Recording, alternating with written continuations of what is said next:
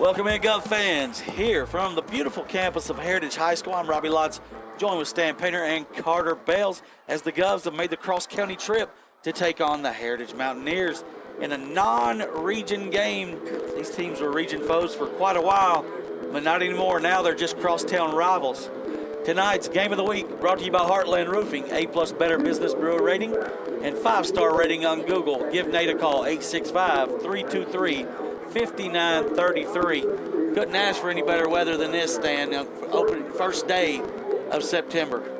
Certainly, Robbie. It is nice, and it's such a probably one of the best venues to watch a high school football game with the mountains across the way, and so I'm just thankful for the great weather here tonight. You know, it's dry and it's not as hot as it was last week at Carnes. All right, and the Govs have went through their warm-up, and now Coach Reeves, we'll try to get a quick word with him and Timothy as they head into the locker room. As always, our sideline reports are brought to you by Tim Tipton, award-winning service and realty executives. Give Tim a call at 806-7255. Timothy's down with the head coach, Robert Reeves. How do you prepare your team for this tough environment, to stay focused for this tough environment? It's a rivalry game, and they're playing in it, so you don't have to do a lot of motivation. They're ready to play. What is your message to this team for this anticipated matchup? Run the ball, be physical, don't put up anybody's garbage. What are some key players on offense and defense that we might see? Their quarterback's a good player. Obviously, he's a good quarterback. We've got really good players, too, so ready to play ball tonight. Thank you, Coach. Good luck. Get that bell back. All right, thank you, Timothy. As always, Tim Tipton, thank you for that sponsorship on Timothy's interview. And with that, we'll take a short break, 2-minute break, and come back with more here from Heritage High School as it's the Govs and Heritage Crosstown Rivalry. 2-minute break.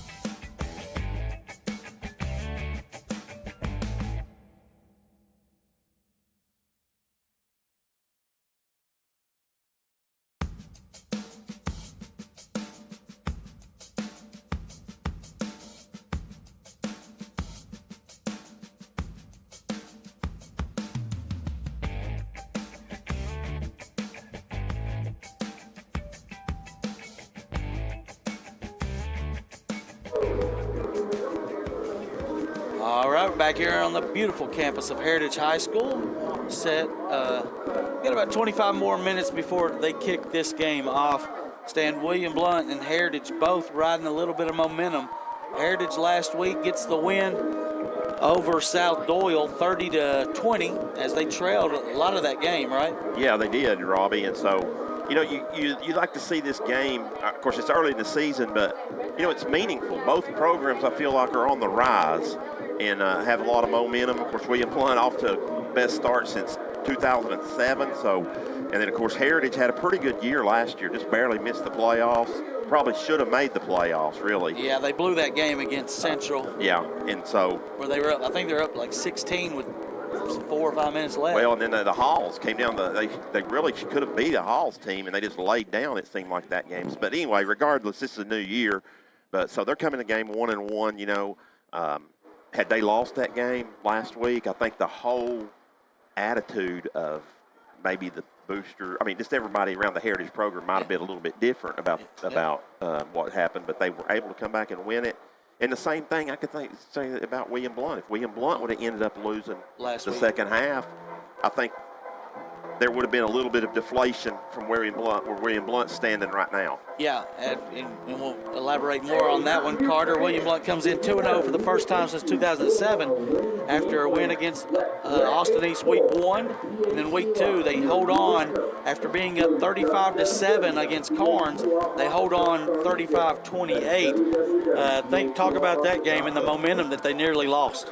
Yeah, pretty big, you know, like Stan had said, 2-0 for the first time since 2007. But offense went pretty stagnant there in the second half. Didn't help the defense out at all because they were getting back on the field after 3 and out. So you can't have a loss of momentum like that going into this game. It's going to be a pretty high-powered offense you're going up against. Yes, it is. So now, Stan, you got some stats from last week. We'll bring up stats with Stan's segment here. As our player of the game last week, our Murphy Bobcat player of the game, was Brett Cortez, and he was up for player of the game, or player of the week in East Tennessee with the performance that he had, and what a performance he put on in that first half against Carnes, and then iced it there with his feet in the fourth quarter. Yeah, certainly, Robbie, as he did, and he had a both on the ground, as you said, and then also had a nice game passing. He threw for 179 yards through the air, and a couple of touchdowns there on that. And then, as you said, Robbie, he was able to get his legs going, which it makes him such effective, you know, as that dual threat quarterback. He had almost 100 yards, 94 yards rushing on the ground, and that took up most of William Blount's offense, although Brooks ended up with 96 also. So you had 2 guys that were right at 100 yards. And then, of course, you know, receiving, you know, he's 180 yards, excuse me, not 180, 228 is what he had. And Clark and Jackson Dabrowski, the big go-to guys last week, as they both had they had 95 and 88 respectively. So almost 2 receivers that were right at 100 yards receiving, and 2 backs or 2 runners that were almost 100 yards. So, I mean, that's a lot of offense right there that the Govs turned. Yes, it was, and did enough. Like I say, they've scored 35 the first 2 games, and that's way more than what they were doing. Last year, they averaged 10 a game, so big difference. Red Tech, our sponsor there, thank you for that, Gene Brewer, for your sponsorship on our Stats with Stan segment. For the best refrigerant in the business for LG appliances, give them a call, 983-1633. We'll take another 2-minute break, come back with more here from the beautiful campus of Heritage High School. It's going to be the Govs and the Mountaineers on Gov Nation Network.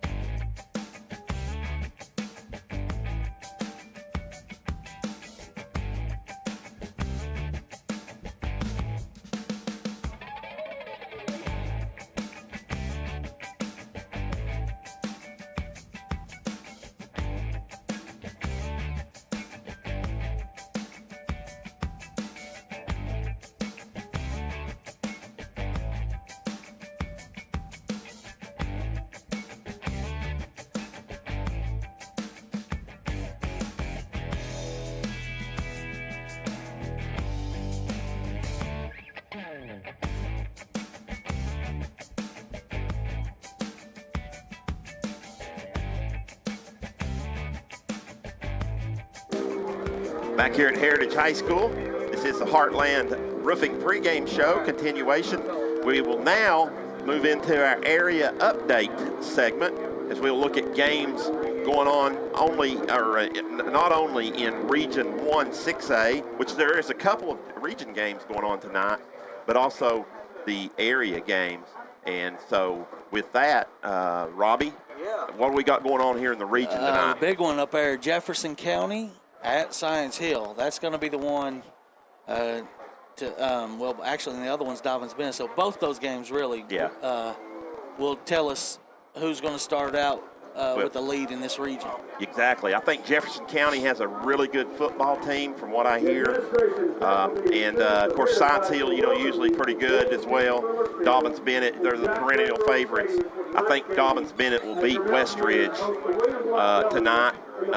It's unique because Dobbins Bennett, Robbie, comes into that game 0-1, right? No, Dobbins Bennett. Yeah, Dobbins Bennett's 1-1, yeah. Well, I don't count the one. There's no ties in football. So that game was a no contest last week. They were playing Greenville, and they had some lightning, and they finally just canceled it. They were playing them well. And they lost the first week at Farragut on a buzzer beater. Yeah. So anyway, Dobbins Bennett's got a good football team. I think they'll roll over Westridge, and then I don't know, Robbie, on that. I'm going to say Jefferson County's slightly favored going over really, Science even Hill. Losing their quarterback to Anderson County and things. They got a good team, and they were young last year, but we thought with the transfers that they lost that they may have to find a way to replace them, and it looks like they have. They gave Oak Ridge a great game the first week, and then did some good things but didn't win, and then last week just rolled over Sevier County. Yeah, just hammered Sevier County, which that's usually a good close game. Even though Sevier County's a 5A school, it's very competitive. Last year it was Sevier County won 7-6 in that contest. So I think Jefferson County is going to be a team to reckon with in this when it's all said and done in this region. Of course, they'll still have to play DB even if they win tonight, so that doesn't necessarily determine anything. Yeah, nothing will be determined, but this will just get you started. You want to get off the right foot, and Morristown East is off tonight, and William Blount's in a non-district game, non-region game, so those two teams will play next week. Yeah, Morristown getting that extra week to prepare for William Blount. Of course, Morristown came in 0-2, Robbie, now come into that William Blount game as they've had two pretty good defeats as they've lost to Morristown West, and then last week they lost to Hardin Valley in kind of a shocker on the scoreboard, not necessarily the output of the scoreboard. So they'll be looking, but we got to get by this one tonight. We're not looking toward that. Yeah, and it's really, they got a whole new staff, Morristown East, whole new staff, and they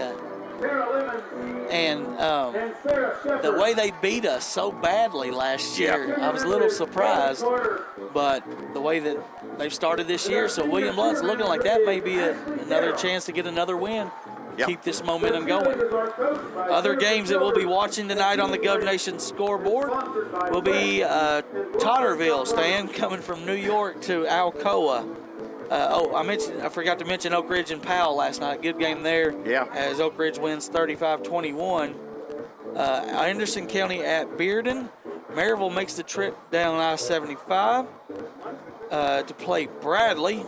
And then Coalfield is at Greenback. Farragut at West will be a good matchup, 6A versus 5A. And then Loudon will take on Soddy Daisy. That is your area update. And we'll thank Young Life for that. They meet on Thursdays at 8:01 p.m. We'll take another 2-minute break, come back with more here from the GovNation Network and the Voice of Champions, AM 1470.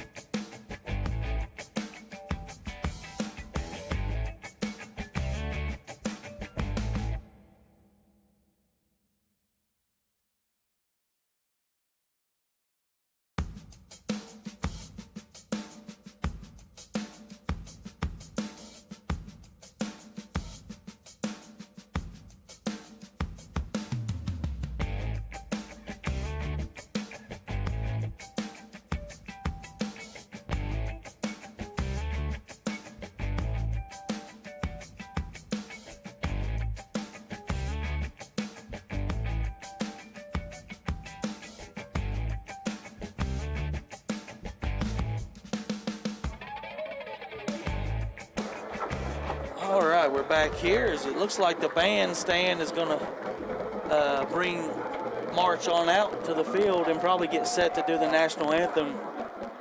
And then there's a choir also down. Looks like they may be singing. So. Yeah, maybe the Heritage Singers or something, or maybe it's both combined. I think. Yeah, typically that's what it's done. So.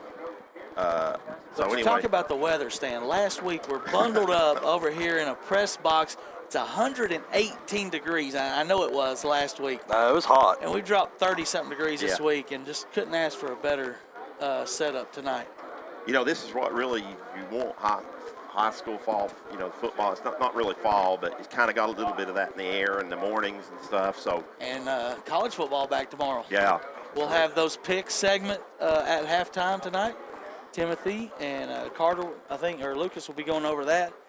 But we got a little taste of it last Saturday and about 10 games last night, Stan. Yeah, 11 actually, I think. So then I think there's 5 or 6 more tonight, isn't there? My Canes are in action. Tonight, Miami versus Miami. Yeah, right? I got Miami winning that one. Yeah, I think I'm going to go. I think I'm going to go I'm going to go a little bit further. I'm going to go down the limbs and say the Hurricanes. Over the Yeah, they're. Now you heard though, Miami of Ohio claims that they are the real Miami. I heard the quarterback say that in his little press conference this week. Well, and you know who's probably their most famous NFL alum is from right there, Roethlisberger. Oh, Big Ben. Big Ben. That's right. I forgot he went over there. I was thinking of Wally Zerbiak in basketball, but I wasn't thinking. I was like, football? Who's football? Big Ben. That's right. So anyway, that should be a good game. But I think we'll get home tonight and catch Stanford and Hawaii late night. Yep, that's an 11 o'clock kickoff tonight. So it looks like we'll take it down to the field for the playing of the national anthem. He passed away on August 23rd. Coach Wilson served as the voice of the Mountaineers football. The Heritage High School Sports Hall of Fame. A moment of silence will be followed by the presentation of colors by the combined color guards from Heritage High School and William Blount Air Force Student ROTC, and our national anthem performed by the combined choirs from Heritage and William Blount. Tonight's color guard is commanded by Cadet Lieutenant Colonel Vincent Wiederspahn.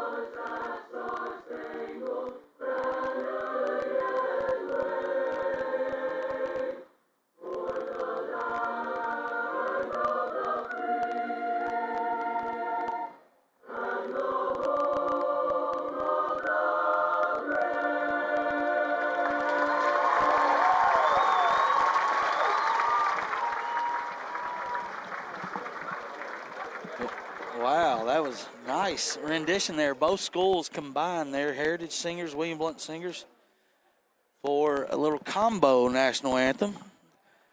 But now, they're friends. A lot of them are friends going to be off the field. But now that on the playing field, they got to be enemies tonight, Stan. Yeah.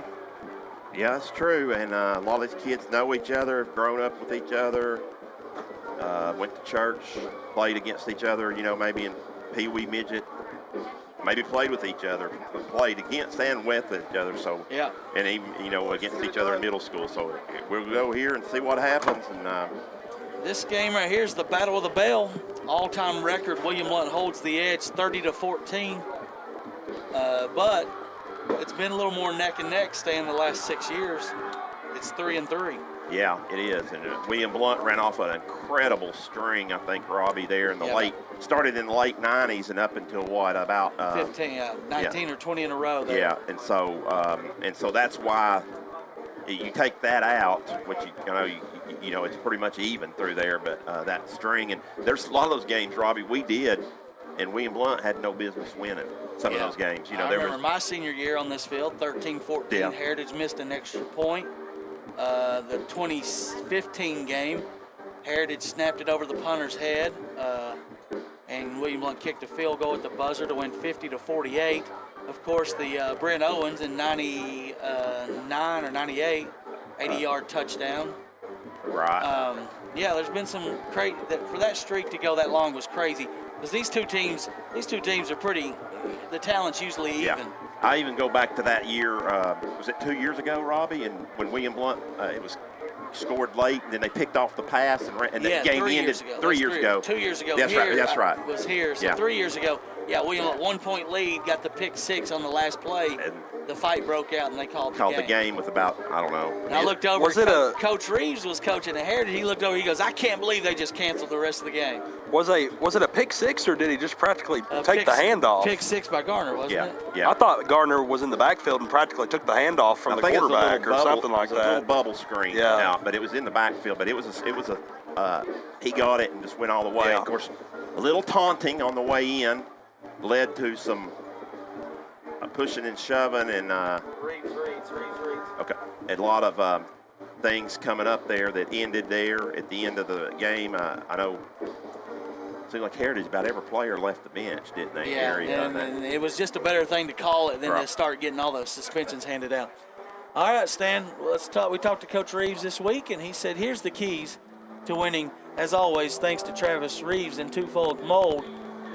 Give him a call, 865-617-0708. The best mold inspection around.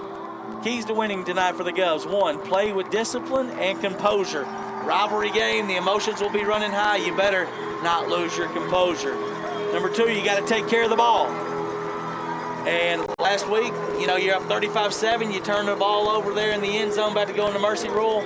Next thing you know, the snowball rolled, and William Blount only won by 8. Number 3, you got to win on third down. That's key. Get off the field on third down and convert to keep drives sustained and continue to pound the rock. Number 4, create and capitalize on those turnovers. And number 5, win in the trenches. As always, that's a key for Coach Robert Reeves. So the captains are out for William Blount. Not quite yet for William Blount. Tonight's starting lineups brought to you by Genera. We'll start off with William Blount's offense. As you'll see, Aiden Klein has changed his number back to number 3. That's the only difference I see. Brett Cortez will be the senior starting quarterback. Hunter Stewart, Garrett Clark, Aiden Klein will be your skill position. Tight end tonight will be Aiden Telfer. Starting line will be Luke Watkins, Michael Slusher, Vincent Dial, Caleb Hatcher, Nathan Flores. Your tight end is Jace Eric. And the wide out, also Gavin Dabrowski. As Heritage busts through the banner, and they're all red tonight.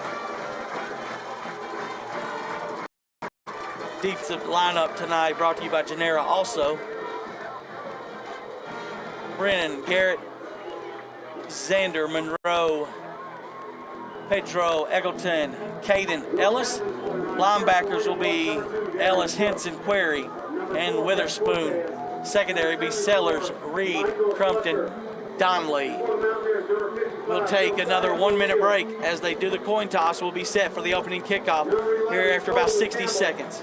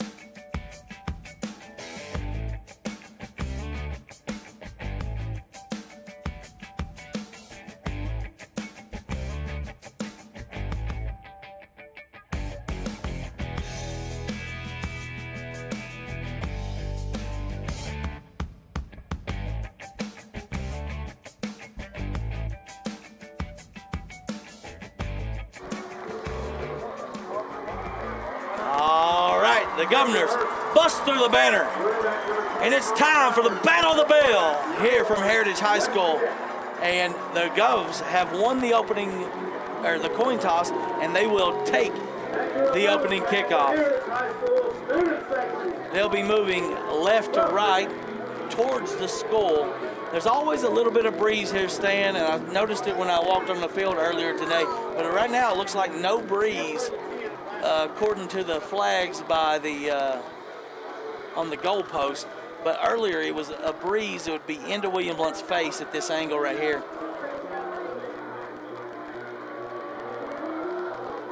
I have nothing. All right, something will happen there. We're set for the Anywhere Movers kickoff, though. It will be Artiga, the kicker for Heritage. Back deep for William Blount will be Dabrowski and Randy Reed. William Blount tonight, orange pants, white helmets, white jerseys with orange numerals. Got to be excited for this one. Sit back, relax. We'll have a couple hours of some good football here. And what a perfect setting. Chris Clark in the white hat tonight, Robbie. Yeah, veteran crew here. Vladimir Artiga to kick. Yeah, clear skies. Sun's out. Sun's setting. It's going to be pretty, guys. Alvin Jeanette, Anywhere Movers, give him a call, 865-235-4108. Kick the ball out of bounds. Artiga, terrible kick. William Blount will get it at the 35-yard line. Kick is out of bounds. Governor's ball on the 35. So, wow, Blount will set up shop, Robbie, at the 35-yard line. That's got to be a good start for us. Good field position, I should say. Yep, he's got Telfair at tight end on this near side. Two receivers right, one left. Single set tailback's going to be Aiden Klein. Yeah, a little different from last week. Last week we started with twin backs. Looks like we're going to spread them out a little bit today. Cortez in the gun, looks across the defense with a four-man front. Hands it to play action, throws it ahead. Dabrowski makes a man miss. He's at the 50, inside Heritage territory at the 40, out of bounds at the 30-yard line. First down, first play of the game. Yeah, good start right there. Thought the ball might have been a little too out front, but good catch, able to take it a long way. It kind of helped him in his momentum here. That was which Dabrowski? That was Jackson Dabrowski, the sophomore backup quarterback. And William Blount quickly with a bow and door service first down. Cortez in the gun, takes it. And this time fumbles the ball. They cannot do that. He got a yard, got the ball back and got a yard, but I don't know what happened between him and Klein. But I think he tried to pull it back out, Robbie. But it looked like there's a big hole for Klein to run through. Yeah, I think he made a bad decision to pull it and pulled it too late as Klein thought he was taking it all the way. So he gained 1 yard, though, and luckily we recover the first fumble of the game. Now Brooks will check in. He's to the left of Brett. Running the option, flips it left to Brooks. Heritage is there, but Brooks bounces it and gets close to the first down at the 20-yard line, Stan. Yeah, nice high pitch. It was up high, Robbie. Good concentration by Brooks, and then got a key block over there by number 27 for William Blount. It doesn't look like we have him on our roster, but no, I agree, Stan. I was going to point that out. Was what it 27 a block. or 17, Telfair? I think it was 27. Oh, Yeah. that's Stewart. That's Stewart, Oh, guys. Stewart, okay. Oh, understood. Okay. So anyways, that's another Bowen Doors first down inside the red zone. Cortez keeps it, nice. Makes a man miss, still on his feet, down around the 15. It's the Print FX orange zone now. The Govs are in. Picking up 4 yards there on first down was Brett Cortez. A lot of that on his own as Heritage got their first good penetration of the night. Yeah, really good pull right there by Brett, trying to get it to the outside, get a couple yards instead of being stuffed in the backfield. We go two receivers right. The tight end Telfair here on the right. Receiver Stewart up top. Straight drop for Cortez, looking across the middle. Spins out of the tackle. They're going to call a hold. Throws it across his feet, or throws it across his body, and the ball deflected out of bounds. Incomplete, but we'll see about the penalty here. You said a hold, so we'll say if they'll. You think they'll take? Sure they will, because third and 6, you wouldn't want that. So Right. be 2nd and 16, because it will be from the line of scrimmage, not the spot. Right there, William Blount benefits from the new rule, Robbie, because that was about Yeah, that's about 10 yards deep. Yeah. Yeah, that'd have made it 2nd and very long. Still got 2nd and very long, but not 2nd in the 20s. You got 2nd in the teens. No, 2nd and 16. Yeah. So another dangerous throw there. Yeah. And Heritage was there. Stack bunch trip left here with single receiver down at the bottom of your screen. Dabrowski, Cortez in the gun. Takes it, looks to his left, fakes it there. He's going across the middle. No, he's going to backtrack to the right. He's got Dabrowski. Can he find him? He's throwing as far as he can. Dabrowski. Caught him! What a catch! Touchdown! You got to give it to him. He caught that. He caught that. Touchdown! Dabrowski! What a catch! Who had Gavin Dabrowski on the first to burst? What a ball! What a play by the senior Dabrowski. Here's your Heartland Roofing replay. They fake it there. Heritage got the coverage in the middle of the field, and then Cortez throws it where only his man can make a play on it. Back corner. Gavin touches the toe down. Both hands on the ball. It's 6-0 on a Red Tech touchdown for the Governors. Good job by Brett there as well, as that kick is up and good. Extra point is good, and it took the Govs less than 2 minutes to get on the board. It's 7-0. We'll take a 60-second break.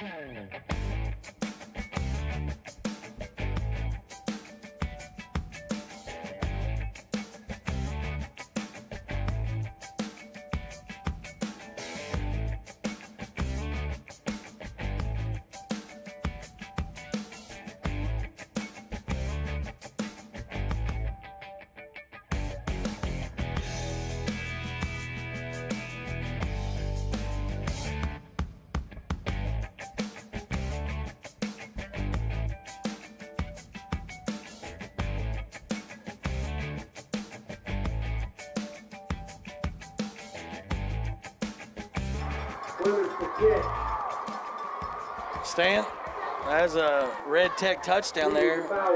And how many plays? They ran approximately 5 plays is what I've got. 5 plays Not in a counting minute, the in penalty. a minute 51. Here's the Anywhere Movers kickoff, going to be taken by the Mountaineers at the 20. He's got space on the right side, but good. Well, no, I thought his knee was down. I guess not. Wow, what a return. Yeah, really good return right there. Way to keep his balance. That was number 3, Braden Etherlin. Yeah, an extra 10 yards, Robbie, from what I think William Blount may have thought the knee was down there, but he did not, and so kept that balance. Your starting quarterback, and he's a good one too, Stan. Both these quarterbacks were worth the price of admission. Wesley Deck, 3-year starter for Heritage. Second year in Coach Ozavet's offense. He's got 4 receivers stacked to the right. 1 receiver left. They're spreading William Blount out. Yeah, single coverage here at the bottom of your screen. Deck takes it, looks to his left. Blitz coming, gets through it, throws it across the middle. It hits the ground. They're going to say caught it. 12-yard gain. Yep. And that's an Mountaineers first down.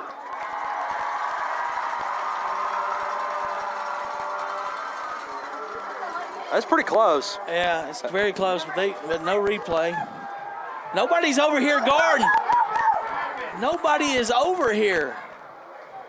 Deck's going to throw it anyways, of course. Why not? Why do we not have nobody guarding this guy? Miscommunication there on defense.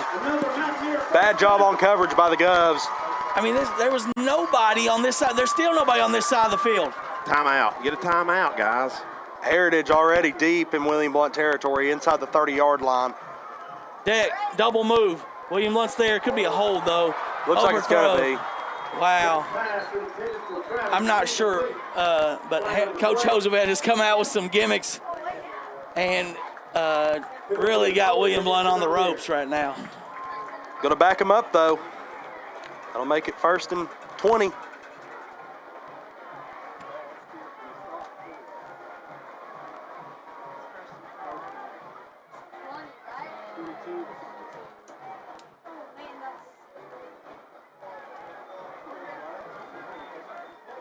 So, yeah, be 1st and 20, Robbie, just inside the 40. Heritage, yeah, now they're overstacked that side. Now we don't have enough guys on the right side. I'm not entirely sure. 1st and 20. I need to get another guy out there. Yeah. Bring the safety out. Deck in the pocket, steps through it, throws it, it'll be caught. Nice catch there. Good tackle. Really good tackle there by 22. That's Reed. Reeves on the Clay Travis with the catch. Not Clay Travis from outkick coverage, whatever his website is. But giving 4 yards, 2nd and 16. Heritage now flips the formation. 3 receivers left, 2 right. Deck, blitz coming. They're going to get there him we down. go. Fumble. Ball. And William Blount's got the ball. Make the big play. Here's your turnover. It's a red tech sack and a turnover recovered by Darius Brooks. As it's just a jailbreak right there, and Bryn gets through. Can't tell if it's Bryn or 54. It was 54, actually. My other guy that's been all over, Tristan Query this year, has been all over the quarterbacks. Goes with good field position again on offense. Looks like we're going to run twins to the bottom of your screen here. First big play of the game, or momentum shift, goes to the Governors. 8:45 left, opening quarter. William Blount second possession now, leading 7-0. Klein is the tailback. Play action. Cortez looking to his right. He'll throw it. Oh, man. Had the guy. Little high. Definitely a catchable ball there. Yeah. Just through the hands of Jackson Dabrowski. Good ball. Good safe throw there. But hits the ground incomplete. Yeah, if they give you the flat all day, you're going to take it. Just not able to catch the ball there. Make it 2nd and 10. Klein, big hole up the middle. Going to get good yardage, 8 yards, I think. Yep, right at 8. Gets it just into Heritage territory. Got to think this is probably 4-down territory if they don't get it here. Got to move quickly. Got to move quickly. Brooks checks in for Klein. 3rd and 2. Cortez keeps it. RPO to Dabrowski. Catches at the 50, gets the first down at the 45 of the Mountaineers, and then to the 43-yard line stand, 2 more yards. Another Nice first down. That's a Bowen door service first down. Yeah, really good RPO there. Good pull by Brett, able to find the guy on the outside and get the first. Bowen door service, making your best first impression. Blitz coming. Oh. Brooks ran off as the blitz was coming.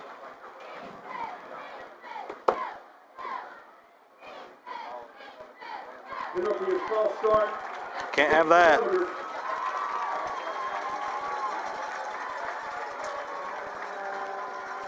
So that'll push us behind the chains again, guys. Make it 1st and 15. Coach Reeves can't be happy about the number of second-half penalties last week, and of course you've already had penalized twice here in the first 4 minutes of the game. Cortez in the gun. Running to his left. He's got Brooks with him. He'll try to just keep it himself. Get inside the 45, turns the corner.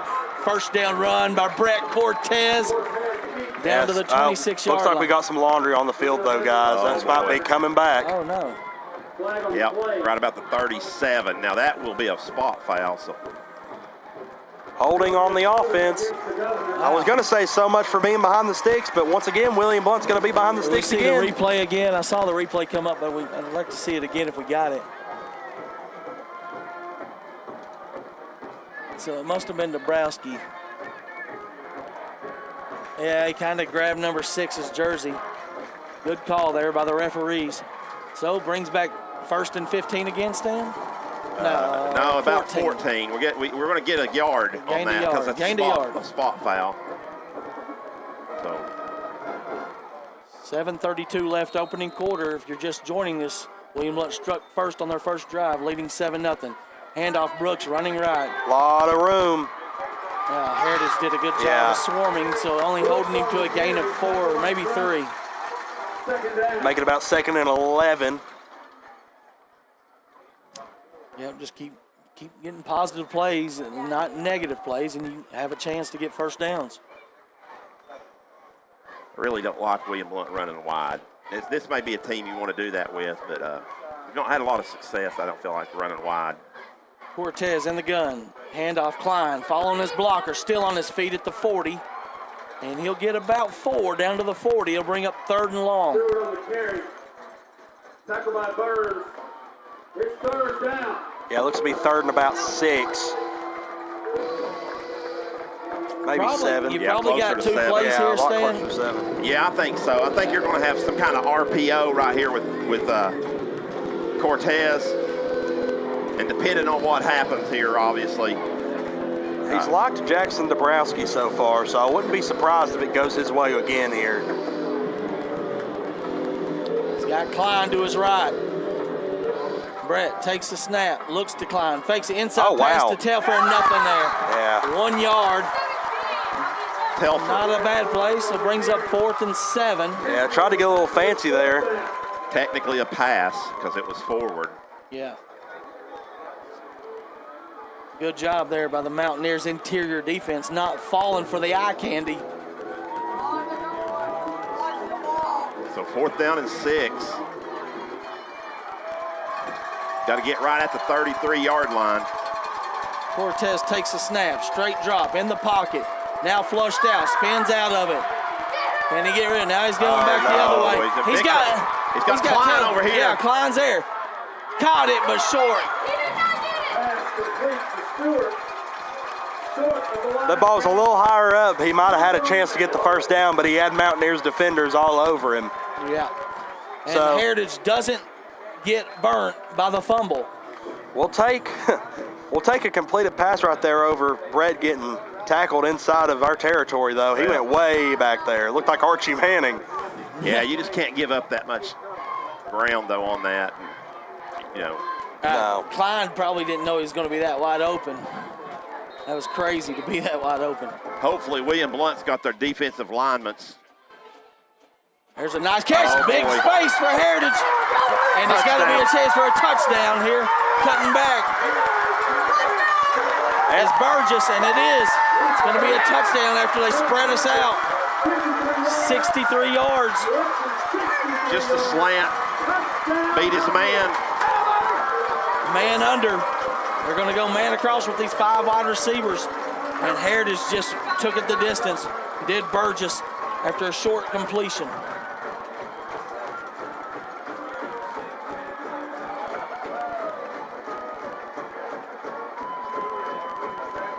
About one of the fastest drives you'll see from the Mountaineers there. Not Chance sure to tie it why. up.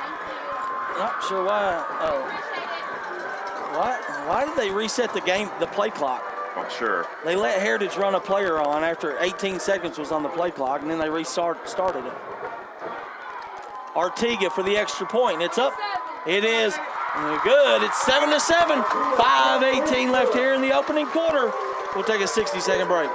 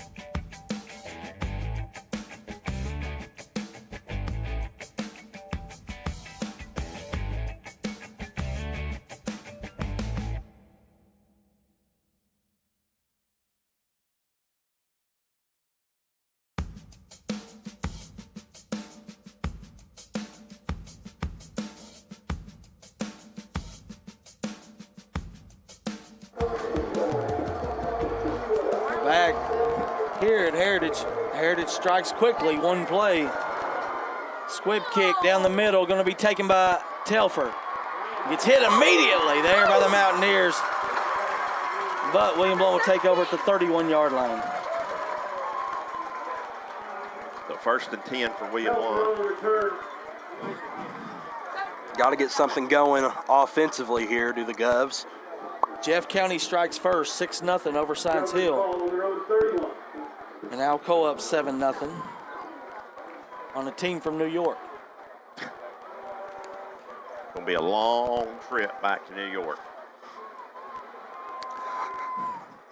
1st and 10, third possession. Last drive got stalled out on a failed 4th down conversion for William Blount. Cortez in the gun. Nope, keeps it himself. Now he'll take off. Cortez turns the corner. Almost lost the ball. Nice tackle there, but not before Cortez gets 15. Yeah, good pull right there again 14, by Brett. 14 yards, actually. There's your replay. Might have gotten a few yards on the inside zone, but kept it himself and took it a ways. 1st down around the 45. It's another Bowen door service, 1st down. Clock ticks under 450. Klein, following blockers, got a big hole. Gets another 1st down yardage run here. Back-to-back 1st down runs for the Governors on the ground. Yep, quick to the line again. Looks like Darius Brooks is going to check in here for Klein. I like using the 2-back sets right there where they're using that rotate the 2 backs, I should say. Same play, Brooks this time. Stays on his feet, gets inside the 40. Give him about 5 down to the 38. Well, Coach Reeves wanted to control the ground game, and so far, William Blount getting chunk plays.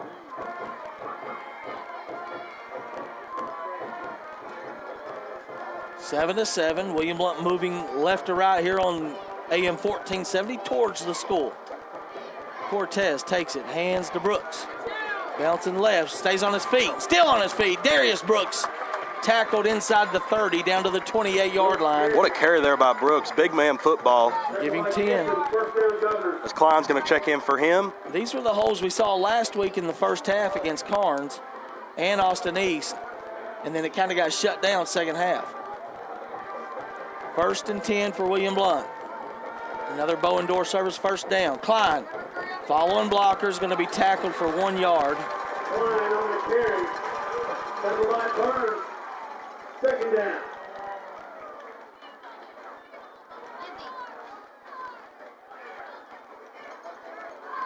And you see number 6 at the top of your screen. That's Landon Rich, his first game of the year. Welcome back, Landon.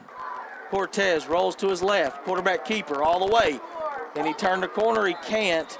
Have to go out of bounds at the 23. That'll make it 3rd and manageable, though.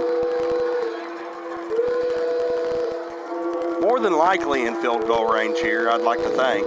So, Govs can't get it here, might send out the field goal team. If not, then this is 4-down territory.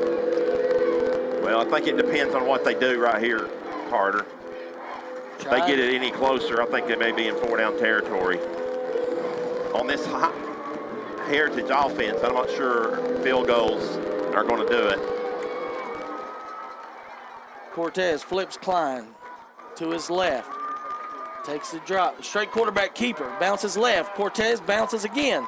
Got it. And he's got the 1st down at the 15-yard line inside the Print FX orange zone. Good job right there by Brett. Nothing open over the middle, or no holes open in the middle, excuse me. Bounced it outside, able to get the 1st down. All right, now we need 6 and not 3. 2 receivers left here at the 15-yard line. Timeout for Heritage. Number 42's got something wrong with his helmet or shoulder, I think. Equipment malfunction.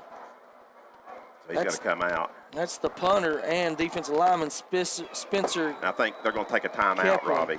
I think Coach Oz is going to take a timeout right here on that. They'll That way he does not have to come out of the game. He gets his equipment. First timeout tonight going to be brought to you by Barner Burger, home of the 2 for $9 quarter pounders with cheese. We'll take a 60-second break.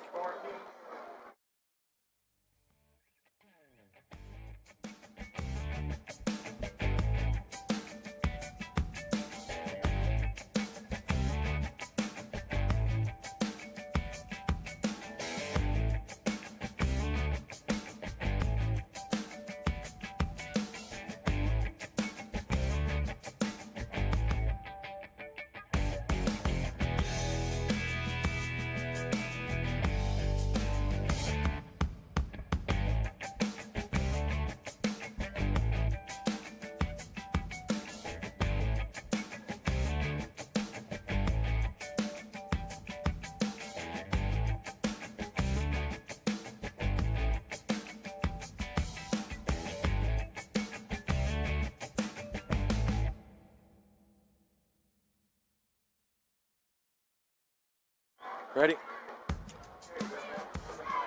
All right. So Chris Clark doing a lot of explaining to both coaches there during that timeout. William Blount, 1st and 10 at the 15-yard line inside the Print FX orange zone. In a 7-7 tie game with 2:58 left opening quarter. Klein to the right. He'll flare him out of the backfield. Take the snap. Look to his right. He's going to throw it to Klein. Klein will catch it and walk into the end zone. Touchdown, AK. It's 13-7. That's another Red Tech touchdown through the air by Brett Cortez. Yeah, and busted coverage there by the Mountaineers on the outside. Nobody followed him, so he's wide open. Pretty much walked in. Yeah, defender never turned around. Extra point pending here for Plemons. Snap will be by Clark. The hold will be by Brett. Low snap, gets it on the block. The kick is up and a little left, but good. Penalty flag. Penalty flag, Maybe hit the, it might have hit the guy, the snapper. I'm not. It came early. Yeah. It's not a post like so. As a matter of fact, I think They might have hit the snapper. I mean, that it's right at the extra point. I'm not sure. They're going over to talk to. Well, there's only one. Well, I don't wonder if you can ask him if he wants it on the kickoff, of course. Yeah, that's what they're asking. The kick was good, right? Yeah, the extra point was good, so we'll take a 15-yard penalty on the kickoff and be able to kick from the 45-yard line. It may be leaping, like you can't leap over in high school or either way, it's leverage. a personal foul against. They either leaped over or they hit the snapper. lever, yeah. So, anyways, 14-7, Stan. You wanted some points. You got them. These two teams, you got to think that it's going to be a high-scoring game. It is, and that's what I'm saying about Robbie. I think William Blount has to, they got to get touchdowns because, you feel like Heritage is probably going to score 28. I think it's going to take 30, 40 points to win this game, whoever wins it. So yeah, we'll go with that. I can go with 1st to 40 wins. Which will help to save more than 294. It's going to be high scoring, that's for sure. The way both of these offenses have been moving so far. Battle of the Bell Blood Drive Competition Trophy will be given to Heritage High School with 71 donors. So they're going to move this ball past the 50-yard line over onto Heritage's. Yeah, this is where you 45. This is where you for sure onside kick. I would. Or pooch it down there inside the 15. Yeah, no man's land over there. I'd go right around the 25-yard line. Make them fall on it. Or you just bomb it away and get you a free touchback. Yep. I think, yeah, either way. Plemons to kick. Anywhere movers kickoff, give Alvin a call. Kicks it out of the back of the end zone for a touchback. Mountaineers will have the ball at the 25. It'll be 1st and 10 for them. Let's see if Wesley Deck can lead this offense down to another score. Yeah, he fumbled. What number is Liberty? 27. See if the defense has some adjustments. You don't want to give up a one-play touchdown like you did on the last drive. Want to make them chew some clock a little bit here. We don't have anybody back, and that was another thing. So I guess another screen deflected in the air, going to be incomplete. Good hands by Brooks. When they go 5 wide, Stan, they're just spreading this out. They make a man miss, they're going to be off to the races. That's what happened last time. The guy didn't make the tackle, so I don't know. What Blount might feel like right there. They felt like they could get to it. Of course, that was a screen. They got 2 receivers down here. Deck has a tailback. He has yet to hand it to a tailback. I believe that is Cooper. Yeah, Heritage done a really good job so far making sure William Blount has to tackle one-on-one. I'd say they like that. Could be a run here. Cooper. Nope, Deck kept it and turns the corner and gets out of bounds. Big gain there by Deck. Easy first down. Really untouched on that run. Yeah, he pulled it right out of the belly nicely. And it looked like William Luck kind of quit on the play. The first actual run play that Heritage has done tonight. That's another first down for the Mountaineers. Dale marker needs a reset. Handoff. Another good. Cooper's going to get 3 this time, running wide left.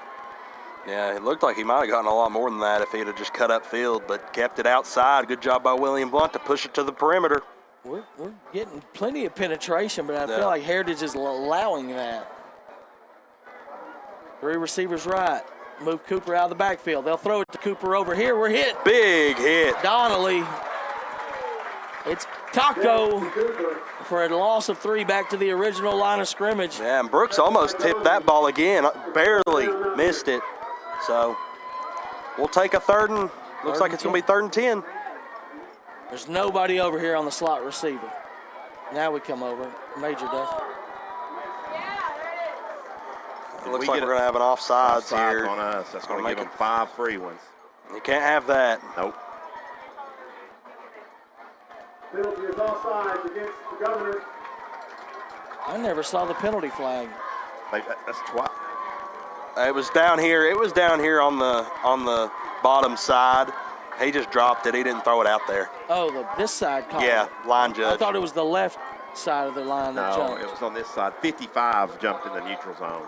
Got it. 3rd and 5 for Deck and the Mountaineers. Empty backfield. Now Cooper comes back into the backfield. 1 receiver here, 3 at the top. Wesley Deck takes it, looks to his left, steps up.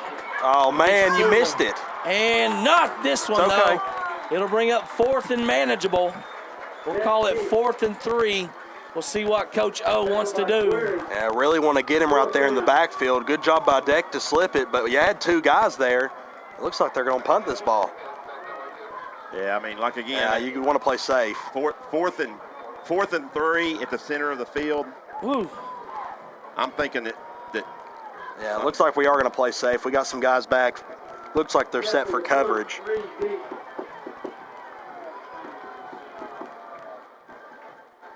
Snap is good. The kick is spiraling here to the left.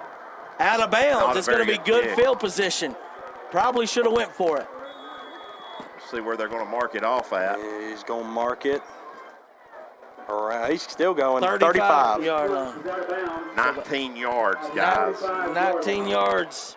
William Blount will probably get 19 yards in one play, the way things are going. And they'll be back to where they punted from. So, I don't know, 4th and 3 in today's day with a quarterback like Deck, I feel like you can get 3 yards anytime he runs the ball. Yeah. Yes, exactly. Yeah, he's a big kid, so not quite sure. I guess Coach O trusting his defense. Klein, no gain this time. Heritage is all over. 4 guys there. Yeah, read that one like a book. So I'll make it 2nd and long. And it's really tough on 2nd down when you don't get any yardage. They actually lost a yard. Yeah. They're going to make it 2nd and 11 here. Turn 2nd down into 3rd down almost. Your score at the end of 1. It's going to be William Blount 14, Heritage 7. Battle of the Bells, 2nd quarter here after a 60-second break.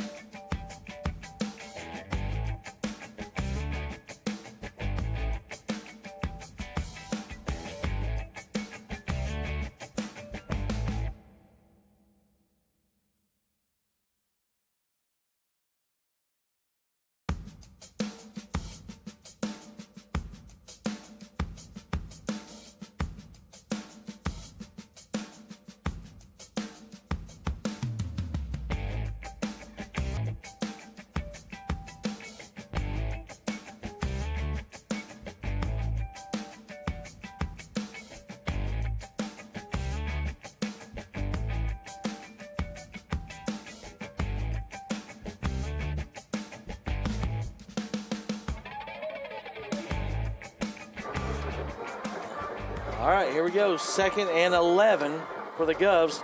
First drive of the second quarter. Klein's going to get the yards they lost back and maybe a couple more. Yeah, it looks like they're going to give him about 4 on the carry. So a 3rd and long. Yeah, brings up for 3rd and about 7 to get to. They got to get right at the 45. So don't think that Robert Reeves would go for it down here in this territory. No, if you don't get.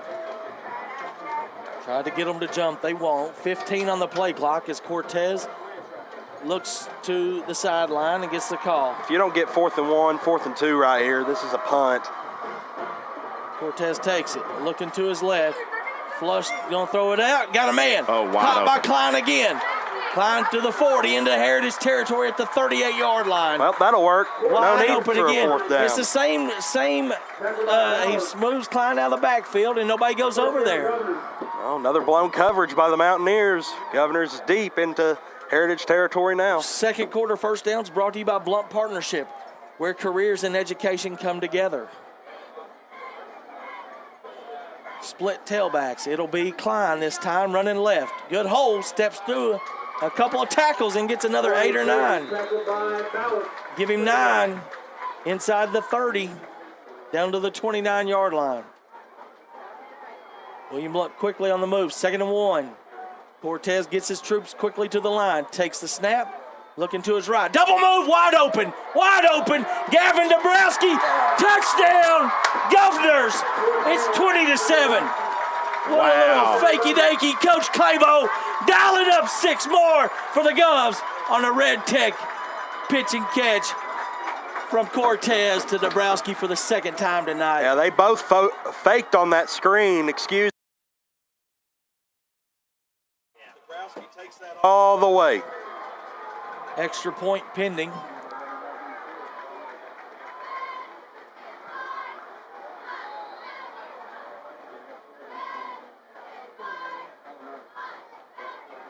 Clemens on for the extra point. It's up. It's good. Your score now. William Blount 21, Heritage 7. We'll take a 60-second break. Well,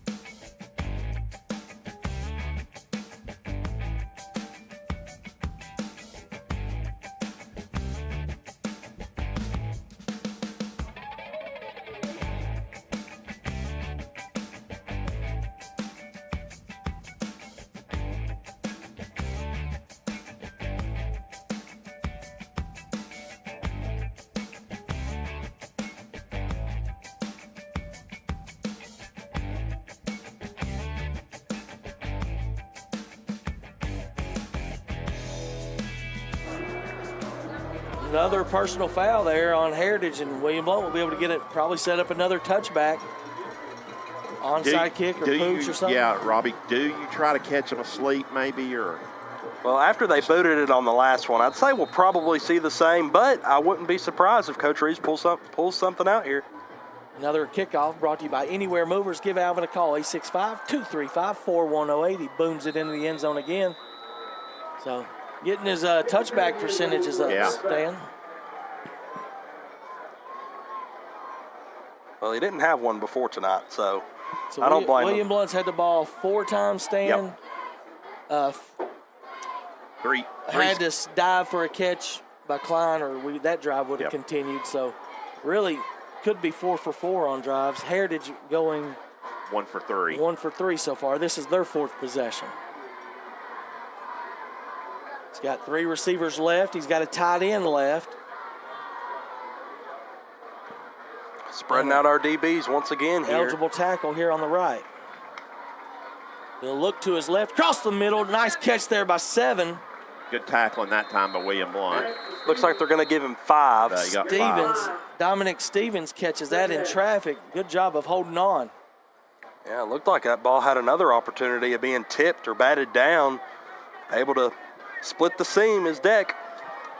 They'll flip the formation this time to the right. 88 is Xavier Hurst. He's the tight end on this side. And we got guys stacked down here, wide splits. Deck looking that way. Now he'll take it, throw across the body. Nice catch. Nice ball. Nice completion there to Travis. His 2nd catch. Third catch. Really good play recognition there by Deck.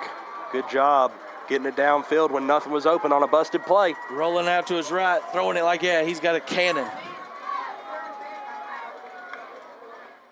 Straight drop this time for Deck. Pressure coming. He gets through it, throws it away. Nice play there by Deck to save the sack as Witherspoon was coming off the edge.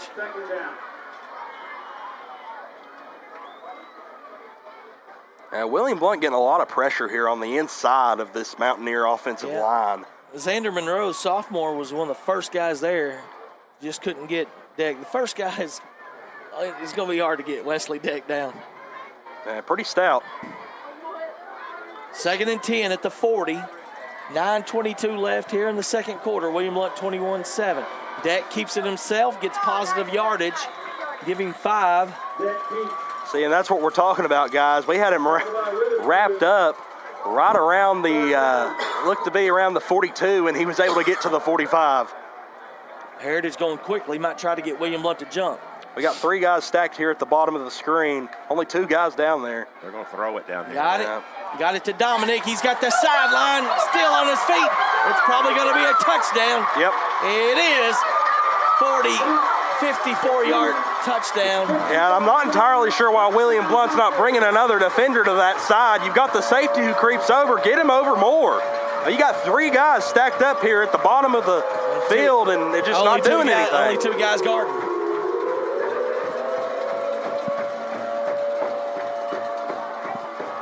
Extra point pending as the Mountaineers can strike very quickly with this jolt offense.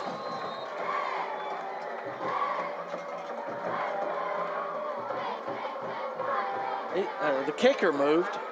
I guess that's legal. Back down to a 1-possession game here. 21-14. Take a 60-second break.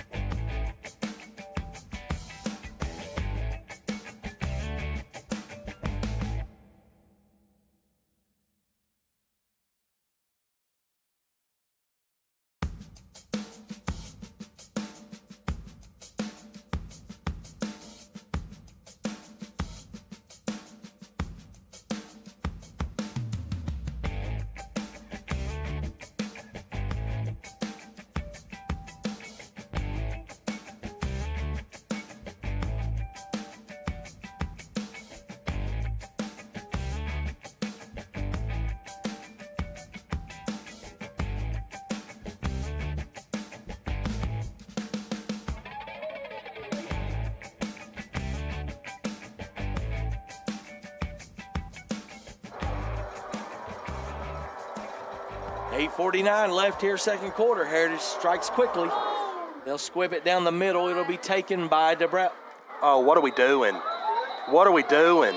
You had green grass all in front of you, and we take a knee inside our own 20-yard line. Down's the kick. I think it's Yeah, he That was just I, brain yeah, fart right there. he's Just I don't know. He's just, like you say,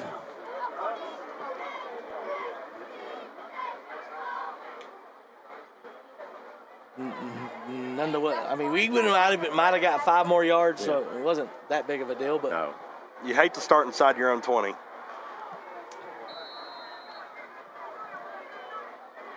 bet he won't do it again. Cortez with split tailbacks. Brooks and Klein. He'll take it. Keeps it We himself. moved. Oh, Backing man. up 5 more. So now it makes you look worse. Against the Governors. 5th flag against William Blount for 35 yards.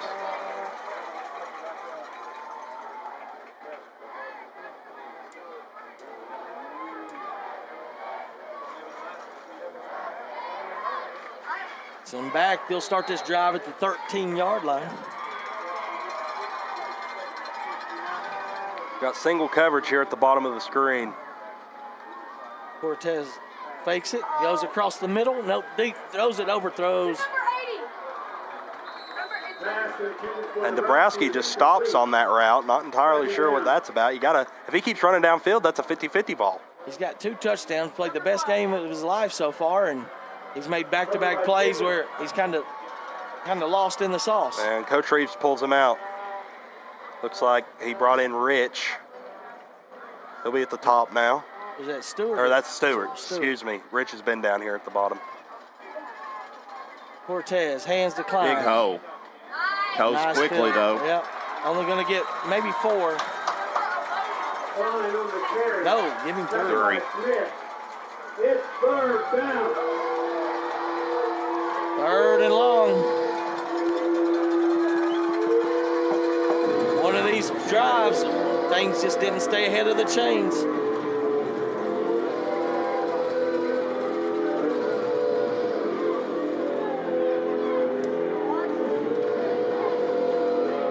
And back us up some more. They can't be playing music. They can't be playing music like this across the loudspeaker.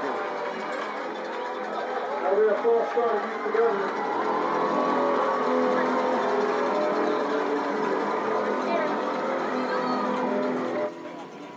No. Can't play music.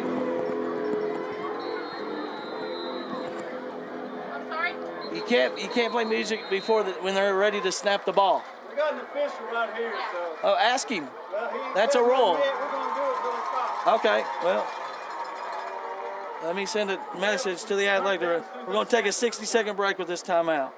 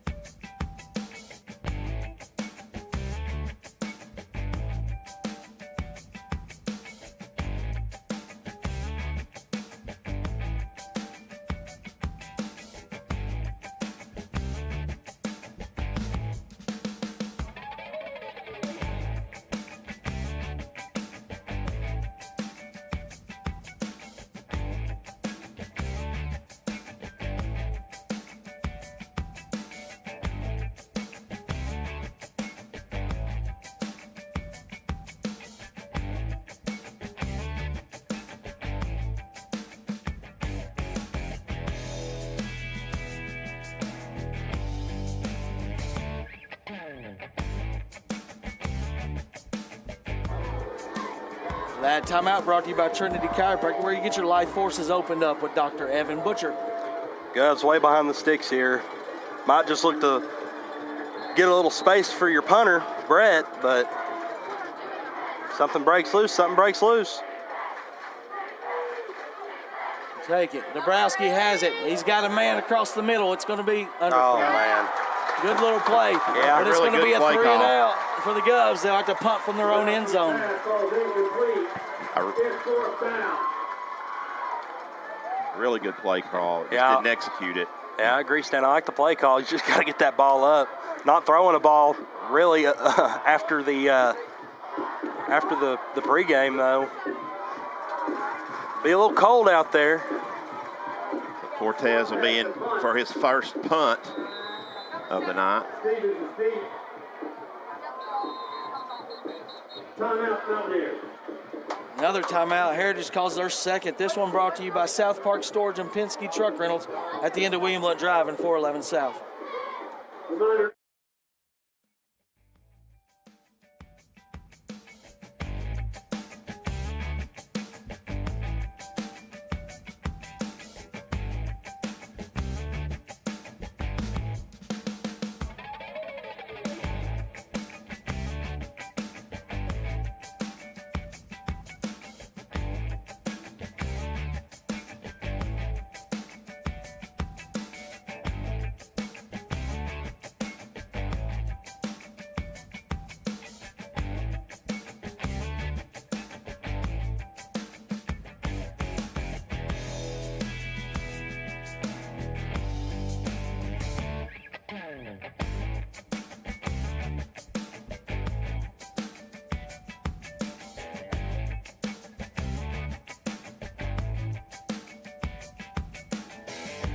Players on the field. All right, Heritage has to burn the timeout. Their second. 7:51 left here. William Blount leading 21-14. Cortez will stand at his own goal line. Back at midfield, I believe it is number 7 again, Dominic. Good kick here by really Brett. Good kick Gonna by be Brett. fair caught back, pedaling back at the 40-yard line. There's a nice way to flip the field. Dominic Stevens does a good job of catching it, but Brett did a great job of flipping the field back. Yeah, and that was much needed. 49 yards, guys, no return. So Heritage can tie it up right here with the touchdown drive.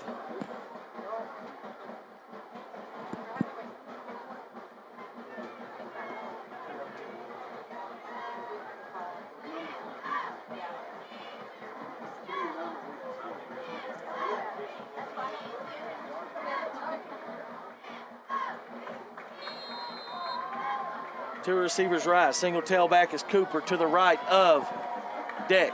He'll take it. Hand to Cooper. Running right. Bouncing it outside. William Blount's there. Can they tackle? They can. It's Randy Reed. It's going to be a loss of 1.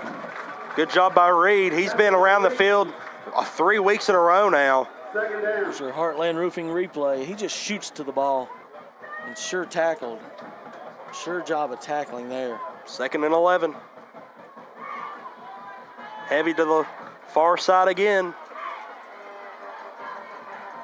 Blitz coming. Crumpton timed it good, but they picked him up. Now Deck will put it rolling out left. Good press. Good job of Heritage.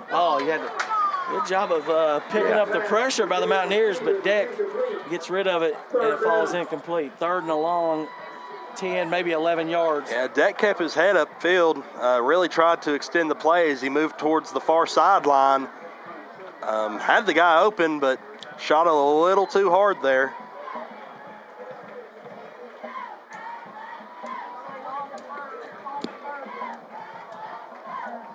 Two receivers left with the H back there. Cooper stands to the right of Deck. Single receiver down at the bottom of your screen. Deck looks that way. Now steps up in the pocket. Throws it to a wide open receiver, Stevens. That's going to be enough for a first down, picking up 14. And that's a Mountaineer first down. Wow, no pressure and too soft a coverage. Yeah, not entirely sure why we're that soft on the outside. I mean, you could see the guys open. You can see the Deck's looking his way.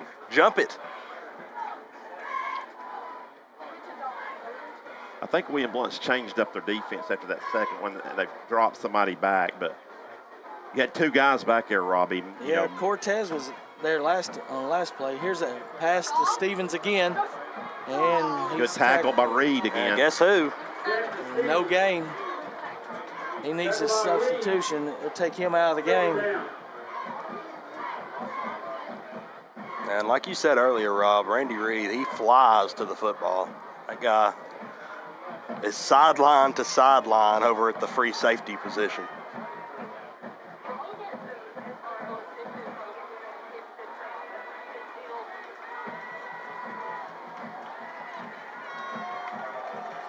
Straight drop for Deck, looking to his right, throws it, incomplete, right through the hands of number 81, his intended target.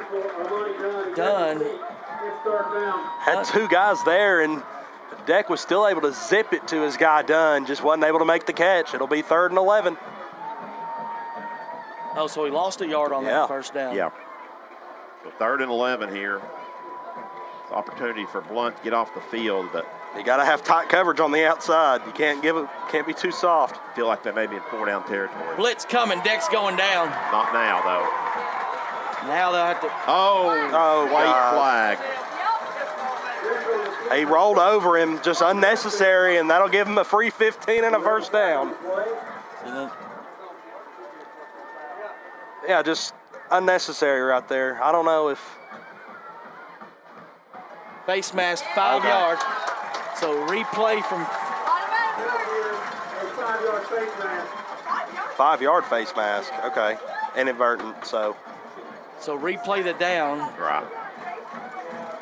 Makes it easier on him, though. Instead of 3rd and 11, you got 3rd and 6. That'll be 3rd and 9. Or 9. Yeah, where he got tackled. Excuse me.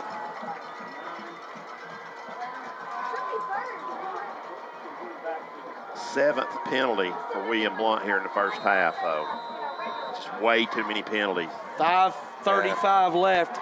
We'll bring the tight end back in. I'm sure that's something Coach Reeves will talk about at halftime with his guys. You got to play disciplined football if you want to win this game.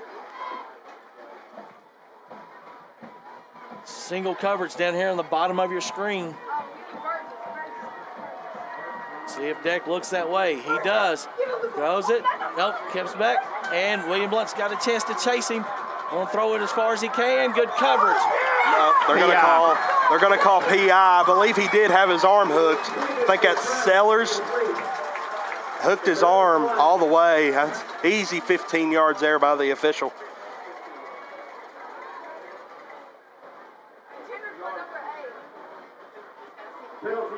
Pass interference, another first down. Is that 8 penalties now, Stan?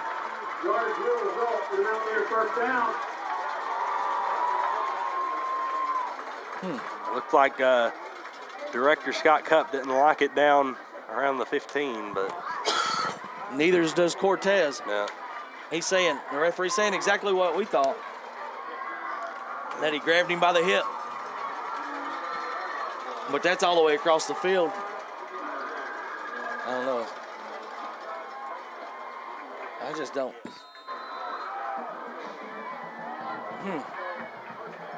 First and 10, Mountaineers. Deck looking to his right. Slant pattern. Good D there. That's Taco. No, they're calling a flag. Oh, are they? Really late. Guess they're saying he rode his back there too. I mean,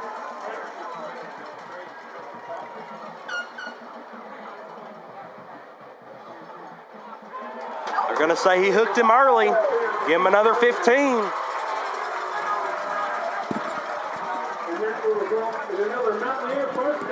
Okay. So we went from 3rd and 11 to 3rd and 9 to back-to-back first downs on back-to-back PIs.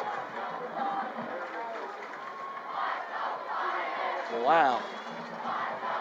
9 penalties for William Blount. Heritage student section says, why so quiet? I think we know why. Yeah. Deck takes the snap, looking to his right. Going to throw it back in the end zone out of. Oh, back shoulder throw. Pass interference. Oh, no. Pass is intended for Burgess, incomplete, 2nd down. Good throw there by Deck. Back shoulder only where his guy could catch it, but wasn't able to come down with it. 2nd down and 10.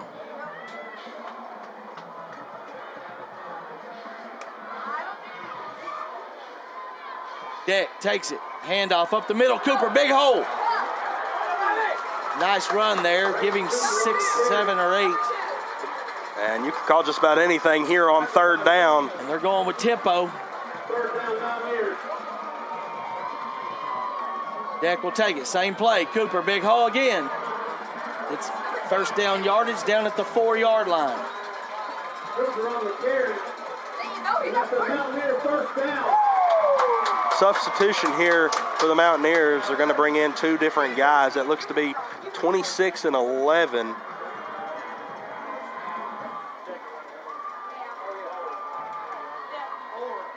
Quarterback's going to keep this one, guys. Deck takes it and gets into the end zone. Chance to tie it up now. Extra point away from tying this up. 4:12 here left in the first, and you got to think that William Blount, or first half, excuse me, and you got to think that William Blount wants to go down and score right here with little to nothing on the clock, because Heritage gets the ball to start the second half. That's a good drive for Heritage. They looked like they were going nowhere quickly, and then 3 penalties in a row got them in there and a chance to score.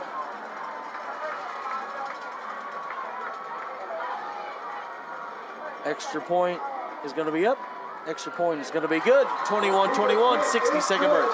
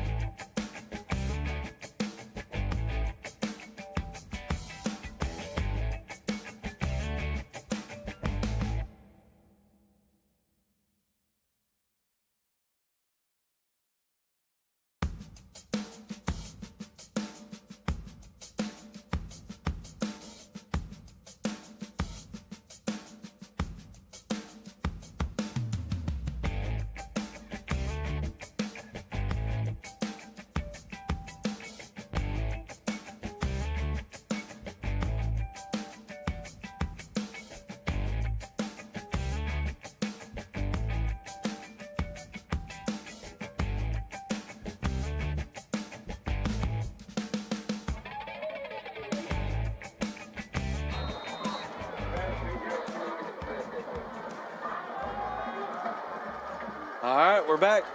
William Blount's got to score on this drive because Heritage gets the ball, starts second half. Good kick here over the head and into the end zone. Good kick by Artiga.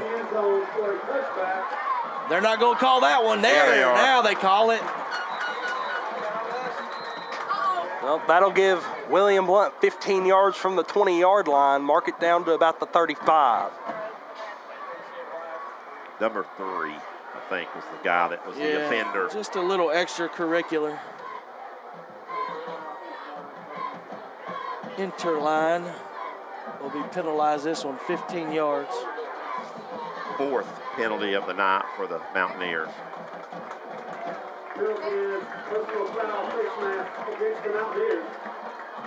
So instead of starting at the 20, now it's going to be at the 35. So a lot of penalties, Stan. You got your 13 total. I see the steam coming out of your calculator over there. William Blount has more, but it seems like Heritage has all been the big yardage. So they've got 4 for 55. William Blount's got 9 for 65. So 2 receivers right, 1 left. Cortez takes it, play action, outside pass caught. Dabrowski gets good yardage, maybe 8 yards on first down to stay ahead of the chains.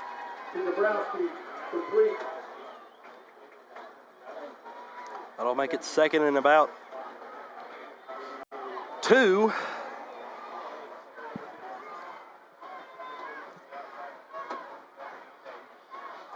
Clock ticking.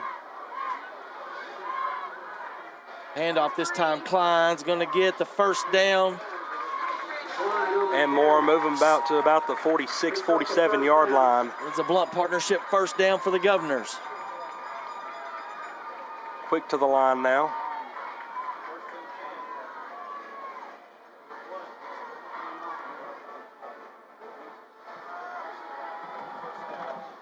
Cortez in the gun. Takes a snap, rolling to his left. He's going to flip it to. Oh, my goodness. it's a live ball, guys.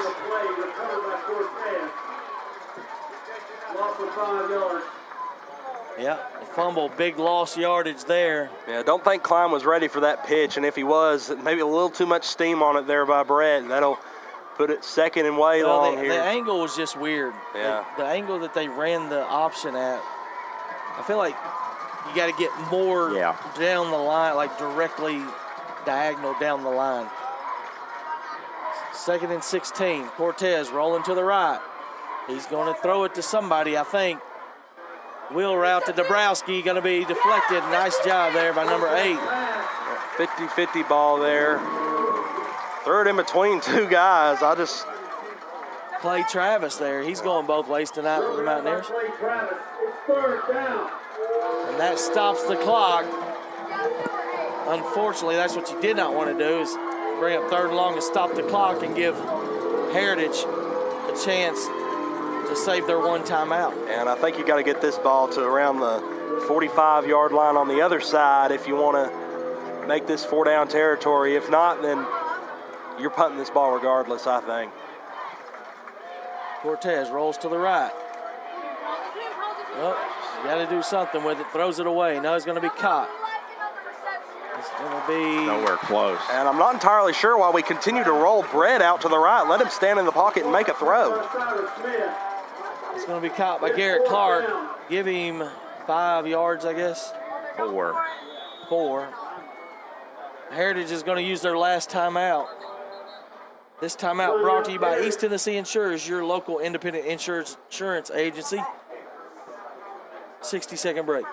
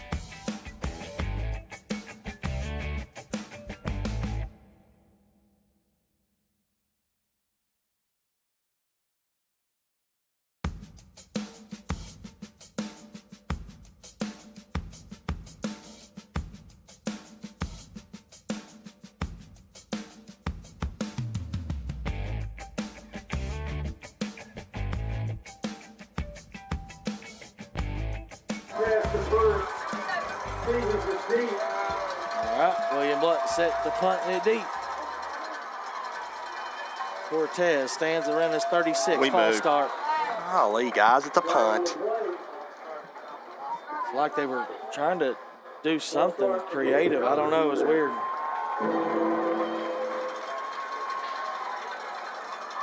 So Bradley all over Maryville tonight, 21-3 at halftime.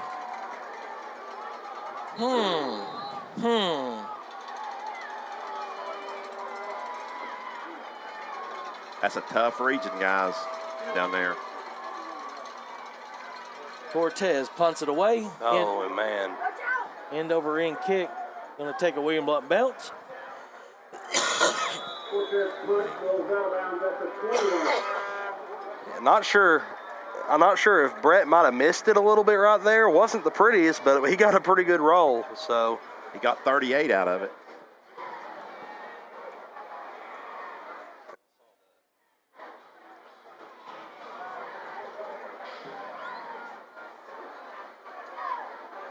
So Heritage has got 2 minutes to try and drive it down the field, guys. No timeouts.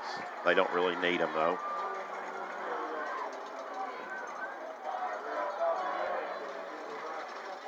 No. With the clock stopping on first downs and out of bounds, you got plenty of time for Deck. Takes it, rolling to his right. And a nice catch, but no gain. Clock will roll.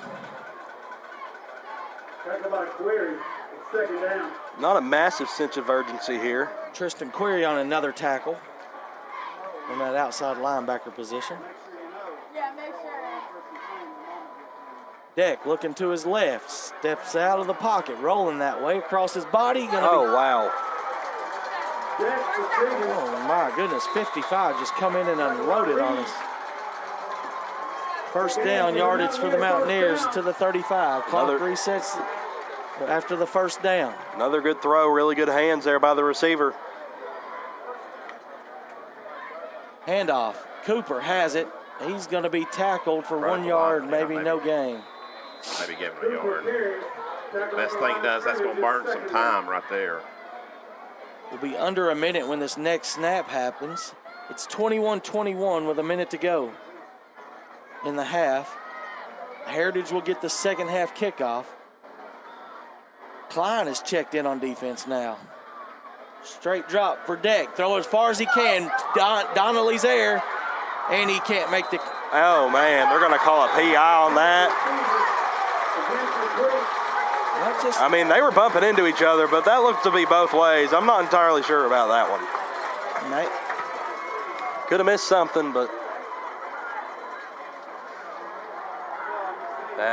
Reed hit him a little early there. Kind of early. Yeah. 15-yard penalty, another. So that's 3 pass interferences and 3 big ones too. As that'll move Heritage up to about the 50-yard line.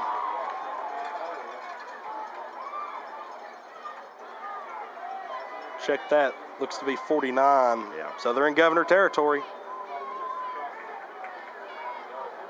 And the clock stops. Wow. Number 11 against William Blount.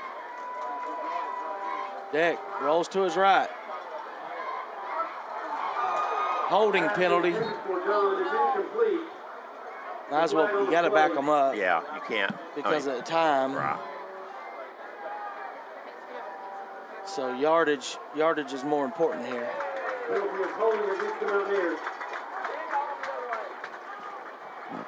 So it'll be 1st and 20.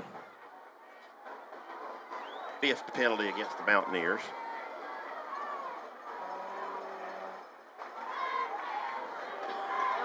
That'll put them at what, 65, Stan? Is that right? Yep.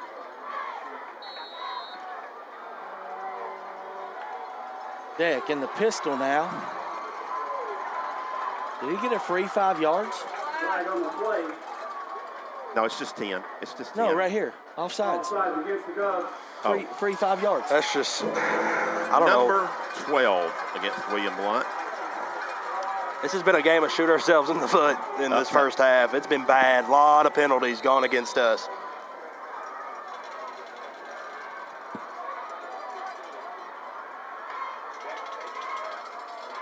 Blitz coming. He runs by it. He's going to be tackled from behind. Nice job. Yeah, That'll strong keep the hands clock there. going. That's a Red Tech sack. Second down. Yeah, they definitely started early on the other side. See, the receiver ran a route. They were spiking the ball.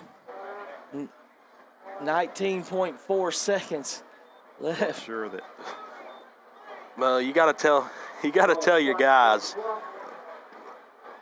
stay back. They haven't missed an offside. No, should be 3rd down, shouldn't it? Yeah, they flipped it.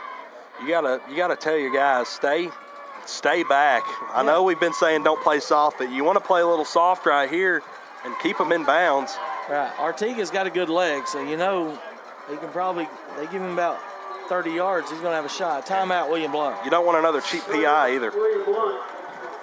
This timeout going to be called brought to you by Blevins Realty Group, making buyers and sellers happy. We'll take a 60-second break.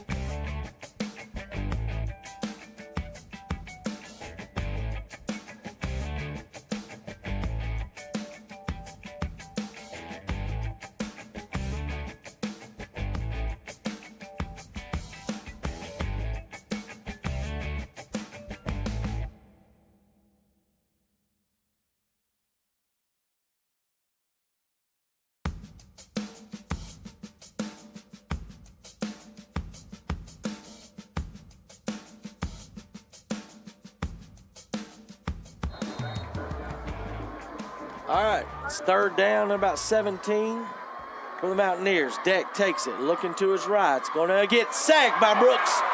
That's going to do it probably for the first half, as he'll lose about 8 yards. He'll lose 9 on the sack. So it's everything you thought this game would be. It's 21-21 at the half, as William Blount gets the stop there before the half, but Heritage will get the ball to start the second half. We'll take a 2-minute break and come back with more. Actually, I was going to see, no, we don't have a sideline, so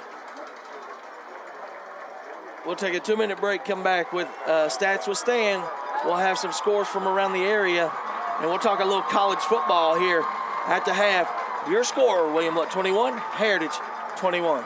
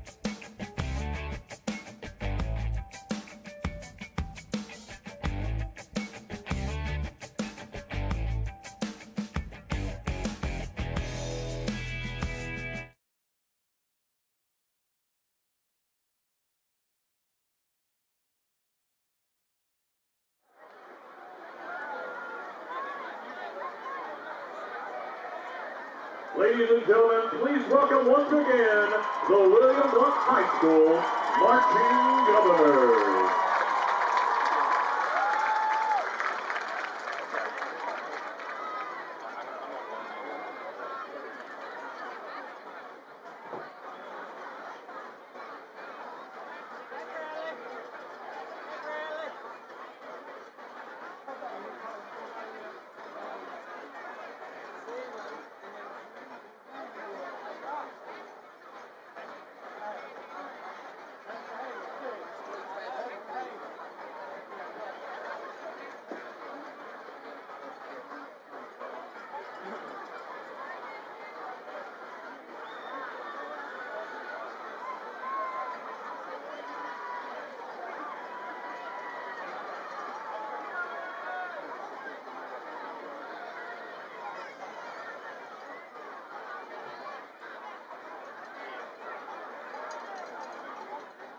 I can if you want me to.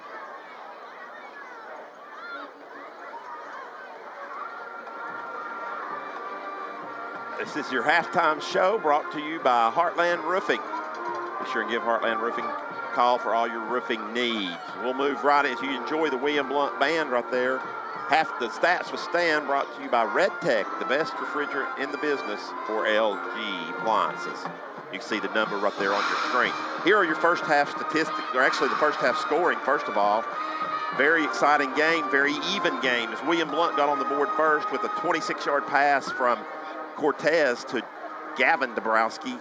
Clemens made it 7-0. Heritage tied it up, though, on Burgess' 63-yard pass from Deck Artego's kick is good, and we're 7-all. William Blount added a 15-yard pass from Cortez to Klein. The Clemens extra point made it 14-7 Govs at the end of one period. Second period scoring, William Blount went up 21-7 after Gavin Dabrowski with his second touchdown of the night, a 29-yard pass, this time from Cortez in the back of the end zone. Clemens kick made it 21-7. But Heritage storms back. They get a 55-yard touchdown from Deck to Stevens. Artego makes it 21-14. And then Deck goes 4 yards to make it 21-20. Artego makes the extra point. That's where we're at, 21-21. Here are your statistics, pretty even across the board also, as William Blount has 12 first downs to Heritage's 11. On the ground, William Blount rushed it 20 times for 102 yards, so a nice little 5-yard average for the Governors. Heritage ran it 13 times for only 24 yards. Through the air, William Blount is 10 of 14, 2 touchdowns for 150 yards. Heritage, 12 of 18, 2 touchdowns, 199 yards for the Mountaineers. Total yards, pretty close, 252 for the Governors, 223 for the Mountaineers. Penalties, kind of been lopsided on the number, but the yardage is close to the same. 12 penalties for William Blount, unacceptable. 95 yards for that. Heritage has 5 penalties for 65 yards. The only turnover in the game was Heritage. They fumbled the football. William Blount has punted twice for 43.5-yard average. Heritage has punted 1 time for 19 yards. Individually for the Governors, on the ground, it has been Aiden Klein, 10 carries for 45 yards. Also, as I've said that Cortez, I need to go back. Cortez has 3 touchdown passes, not 2. Anyway, Klein, 45 yards on the ground. Cortez has 6 carries for 30 yards, and Brooks with 4 for 27. Through the air, it's been mostly Cortez, 10 of 13 and 3 touchdowns for 150 yards. Jackson Dabrowski, 0 of 1. And then through the air, Gavin Dabrowski with a couple of catches, both of them, or actually 3 catches for 61 yards, 2 touchdowns. Klein with 3 catches for 41 yards, a touchdown. Jackson Dabrowski, 2 catches for 43. Clark has 1 for 4, and Telfer has 1 for 1 yard. Over on the Heritage side of the football, Deck is the leading rusher for them, as he's got 8 carries for 8 yards. Actually, I should say Cooper has passed him after that last sack. Cooper has 5 carries for 16 yards. Deck, 8 carries for 8 yards, although he has 3 sacks, actually, that he's been sacked. Through the air, it's been all Deck. As I read those, 12 of 18, 2 touchdowns, and 199 yards through the air. Deck also has the 1 rushing touchdown for the Mountaineers. Receiving for the Mountaineers, Stevens with 99 yards on 6 receptions, including a touchdown. Travis has 3 receptions for 40 yards. Of course, Burgess has 2 receptions for 63 yards in the touchdown, and that pretty much just wraps up the receiving right there for Heritage. So as you see the William Blount band wrap up, your final or your halftime score, once again, we're all knotted up. William Blount 21, Heritage 21. We'll take another 3-minute break, and we'll be back with our pick segment right after this.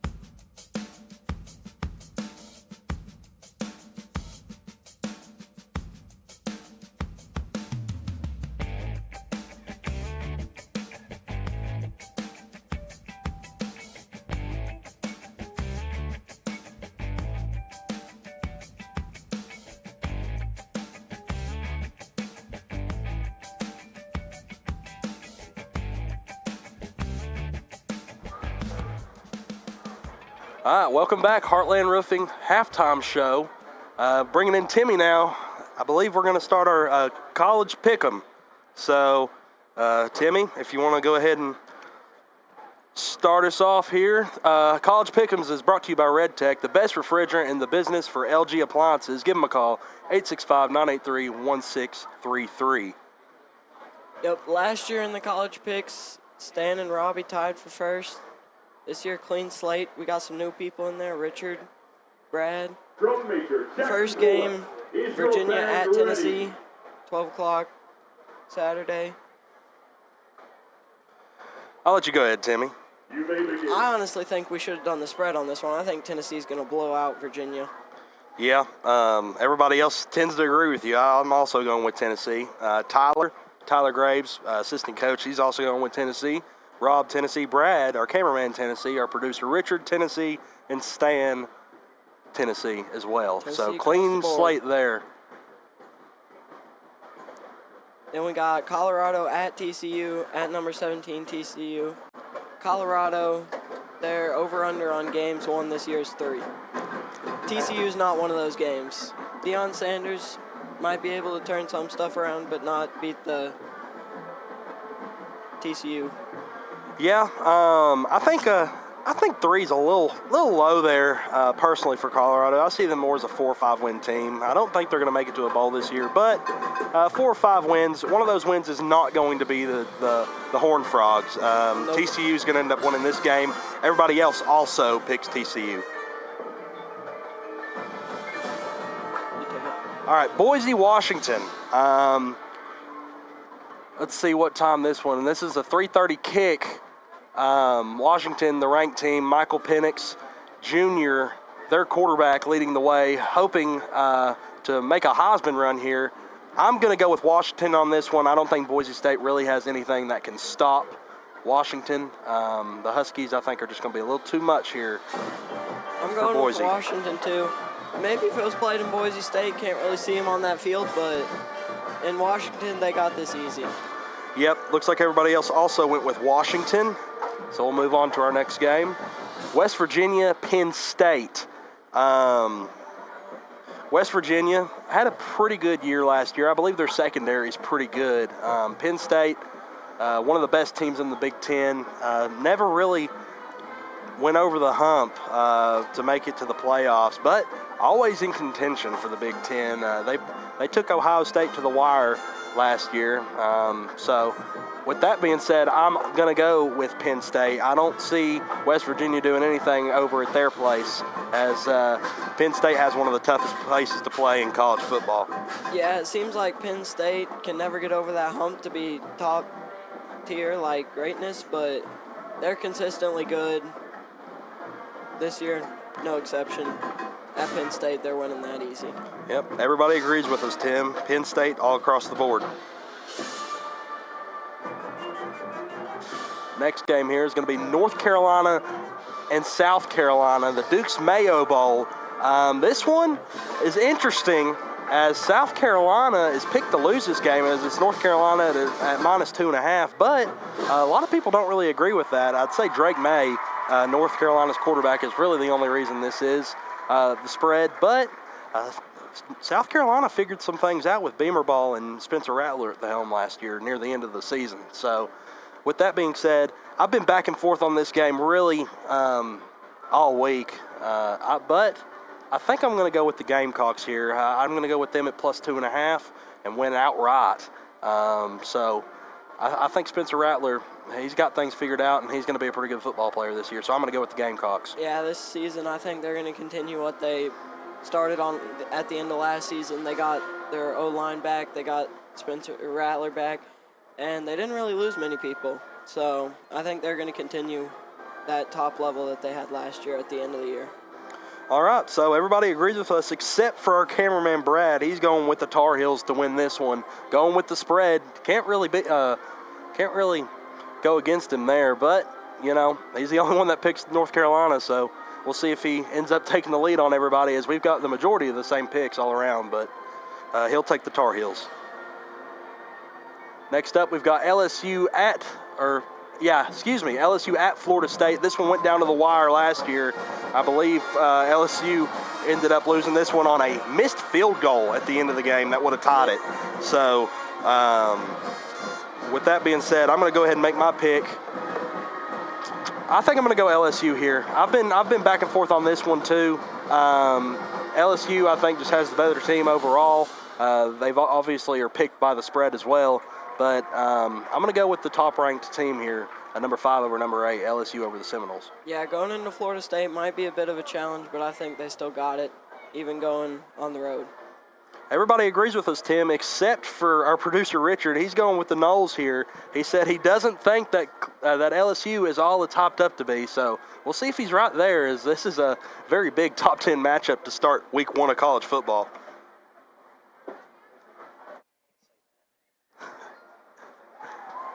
This final game, number 9 Clemson at Duke. I think I might be the only one who's picking Duke here, but it also might be just out of spite, because Clemson is not bringing back anyone from last season. Like, they lost their quarterback, they lost a lot of their O-line, and Tennessee should not be ranked lower than them. I do not think that they're going to be a very good team this year, so I got Duke at home. Well, you're not going to be the only one to pick Duke here. Cade Klubnik looked pretty good in the Orange Bowl last year. He is a true freshman going into his sophomore season. A lot of hype around him. But Duke there's a lot of people using that or saying that they're going to be the ACC dark horse to win it all this year. I don't know if I'd go that far, but with that hype coming into week 1, I could see Clemson really just not coming into this game prepared, and I could see Duke taking this. So I'm going to take the Blue Devils. Let's see, Coach Graves is also going to take the Blue Devils. Everyone else looks to have taken Clemson. So I believe that's it for our pick segment, College Pick'em here, week 1. We'll see how everyone stands out after week 1, and we'll get the tally up and move on to week 2. So with that being said, we'll take a 2-minute break here. You're watching the Halftime Show on GovNation Network.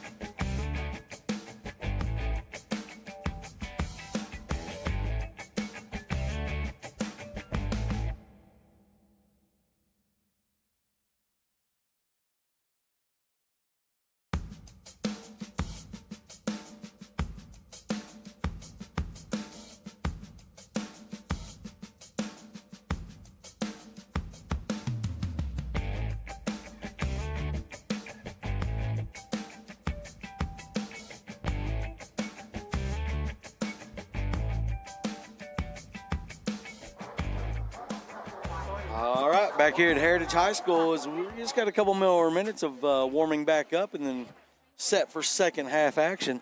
Stan, area update here brought to you by Young Life. You got some scores from around the area.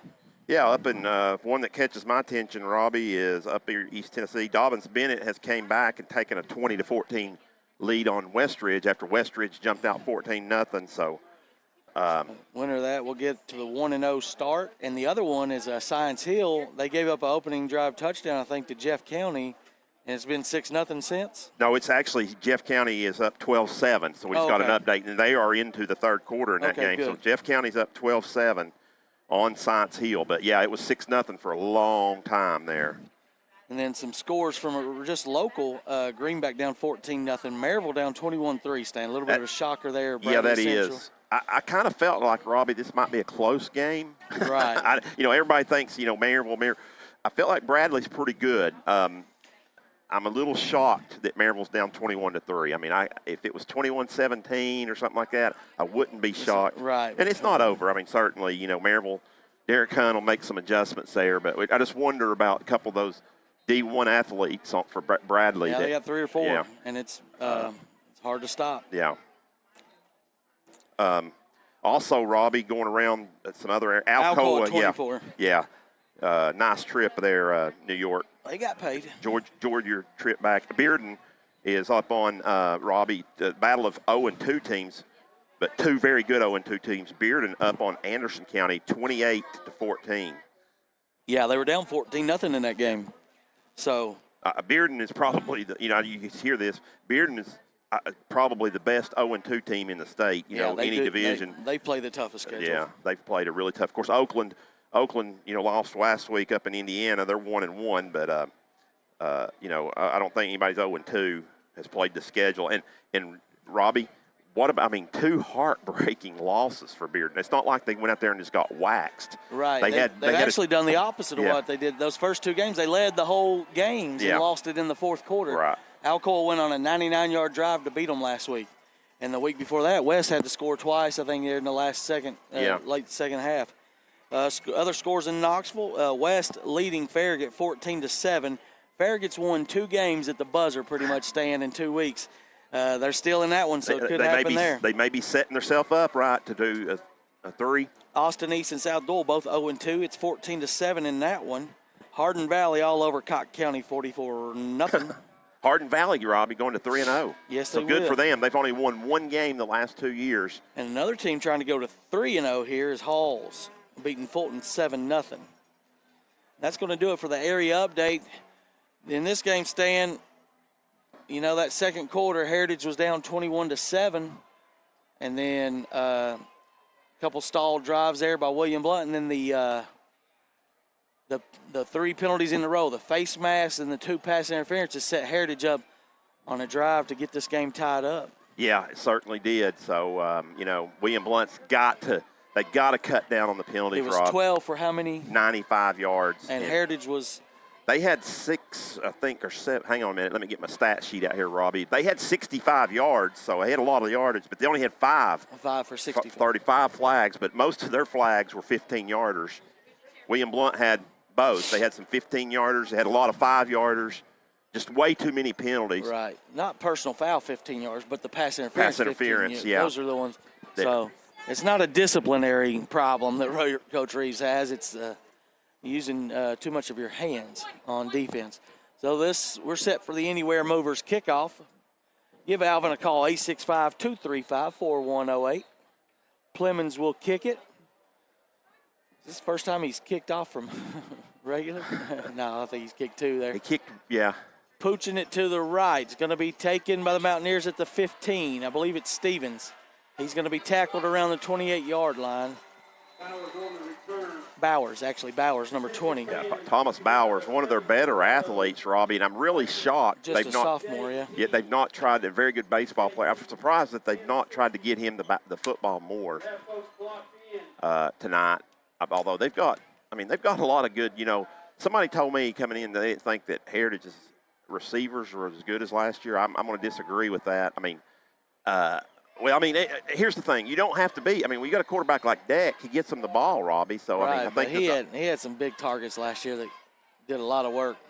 I like the Stevens kid. Stevens is probably better than the ones they had last year, but here's a handoff to the left. That's who Bowers, you just mentioned, Stan. I believe he's got the ball. And he didn't get much, maybe a yard or two, up to the 30 maybe. We're going to give him one, so his first carry, Robbie, of the night. And has not been targeted through the air either. As they went with Cooper, mostly out of the backfield. Yeah, we haven't seen the freshman either, Walter Gold. Here's a play act. No, it's another run left. William Blount's there, but he's going to get good yardage this about time. 4 more up to about this. So it's going to bring up a 3rd and 5. So Blount's going to have the opportunity to get off the field. I think it's just, 3rd and 5. And one of the reads was win 3rd downs. Yeah. Here, this is an important one because you would think that unless it's 4th and 1 or something, Heritage will punt it away if you can get off the field here, get a stop. As Blount. 2 receivers right. He's rolling right. Dak has it. Too much cushion there. Yeah. Burgess has it. 1st down up near midfield. Way too much. That's going to go for about. But they know William Blount backtracks so far. 16. It's just a good combination route that they run right there against that defensive scheme.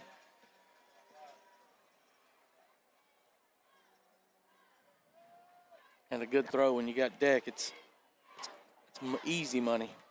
At the midfield, 1st down for the Mountaineers. 15 on the play clock as he resets and calls a new protection. Takes the snap, runs into Bowers, and gets back positive yardage. Got a couple. Miscommunication there. But it does move it into Blount territory as the 1st down marker was sitting right at the 50-yard line, so it moves it to the 48. 2nd down and 8. Deck takes it. Quarterback keeper running right. And he outsquirted through there. Got 7 right there, too. Yeah, 3rd and 1.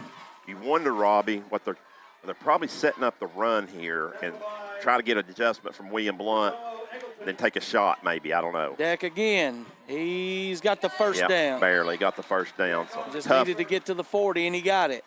1st down Mountaineers, 9:30 on the clock as they reset the chains. So tough yard there, but that's all he needed. The game is a Mountaineer 1st down. So with that, Heritage has moved ahead of William Blount in total 1st downs on the night. Deck. Oh, back there to Bowers. He's going backwards. 54 for William Blount. That's our man, Tristan Query. He's everywhere, Stan. He blew that Better thing get up. to know that name. He's just a sophomore, and he is a stud. No, he's a junior. I'm sorry. He blew that play up, didn't he? 2nd and 12. 2-yard loss for the Mounties. Oh, what are we doing? Why would you do what? Not sure, maybe William Blount got another penalty. Wasn't even. It's just been uncharacteristic so far with the offsides and stuff. It's just not usually what we see from this team, at least not in the first 2 weeks. Huh, that's confusing there because he was looking right at the ball, I thought. Guess he wasn't. No. You make a big play, and then now pretty much nullified. Yeah, 2nd and 7. Rolling left, Bowers. His 1st down yardage, still on his feet. Yeah, it's been power football so far. They're just keeping it on the ground and getting chunk plays. Gains a hard-earned Mountaineer 1st down. Just grinding it out. It's been a pretty long drive for them. Yeah, 4 minutes already off the clock. And Carnes did something kind of like this in the 2nd half against William Blount last week. Just kept it on the ground and was able to get chunk plays as our defensive line got tired.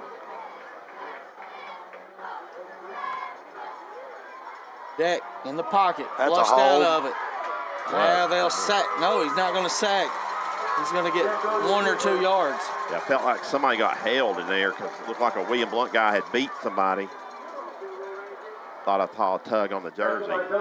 Yeah, not sure how you don't see that in front of the referee's face. But looks like he got back to the line of scrimmage, maybe a yard. That's what I'm going to give him. Make it 2nd and 9. 3 receivers left, tight end to the right. Tailback is Bowers. Dick takes it. Man. Over the top, incomplete. Yeah, lucky that was Highs. He had him. As Crumpton is timing that blitz on the edge nicely. So it brings up 3rd and long right here, Robbie, almost 9.5. So I would think, though, Heritage is, obviously in 2-down territory. I don't know, though. Artego's got a pretty good leg. Yeah, but I still think think you got 2 plays to get a first down. Yeah, the way this game's going, you got to go first down or nothing. It's really how it feels. They've taken 5 minutes off the clock here in the 3rd. Receiver in motion. Handoff Bowers. No, he kept it. No, he kept it to Powers. Bowers is going to be short. It'll be 4th and 1. Yeah. Yep. And like we said, 4-down territory. Looks like William Blount has a man down, though. Not sure who it is. We'll take a timeout here and let them attend to the injured player for William Blount and come back with a big 4th down.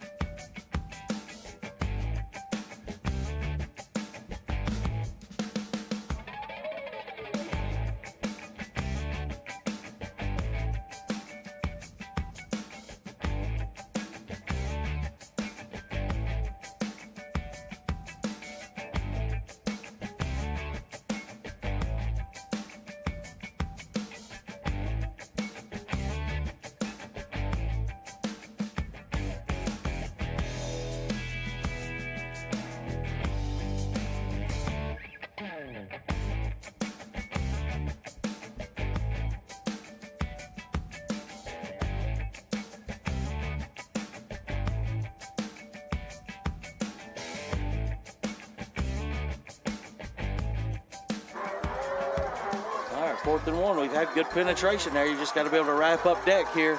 Yeah, he's coming straight downhill on you. Yeah, you know who's keeping this one. Right. I don't know why we.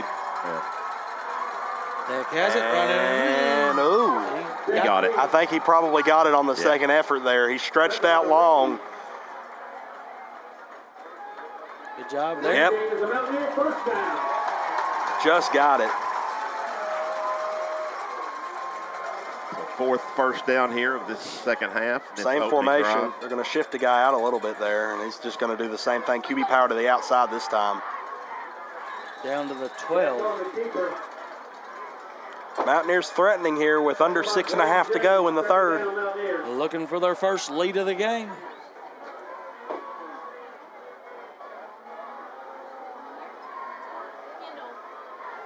So they have more yardage on the ground, obviously, second half than they had total the whole first half. It's been a trend the past 2 weeks. As William Blount's defense starts to get a little tired, teams run the ball better. Counter inside, Deck going down, no gain. Yeah, I'd prefer if they made me eat my words more consistently like that.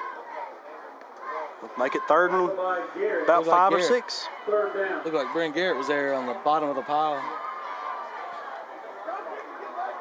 Deck, same play, rolling right. And not much. We'll see if maybe not even no gains. Line of scrimmage, so it's going to bring up 4th down. I think Coach O has a decision here. 29-yard field goal. Or go for it. Well, it looks like he's keeping the offense on the field. He trusts them. It's a big drive. You don't want to come away empty-handed when you take 7 minutes off the clock. Maybe trying to get him to jump right here. You got to hold your ground, defense. Watch Stevens in the slot there. Yeah, this could be a slant to Stevens. He's been open on those short routes all day. Deck looking to his left, across the middle, touchdown. Wide open. That Burgess.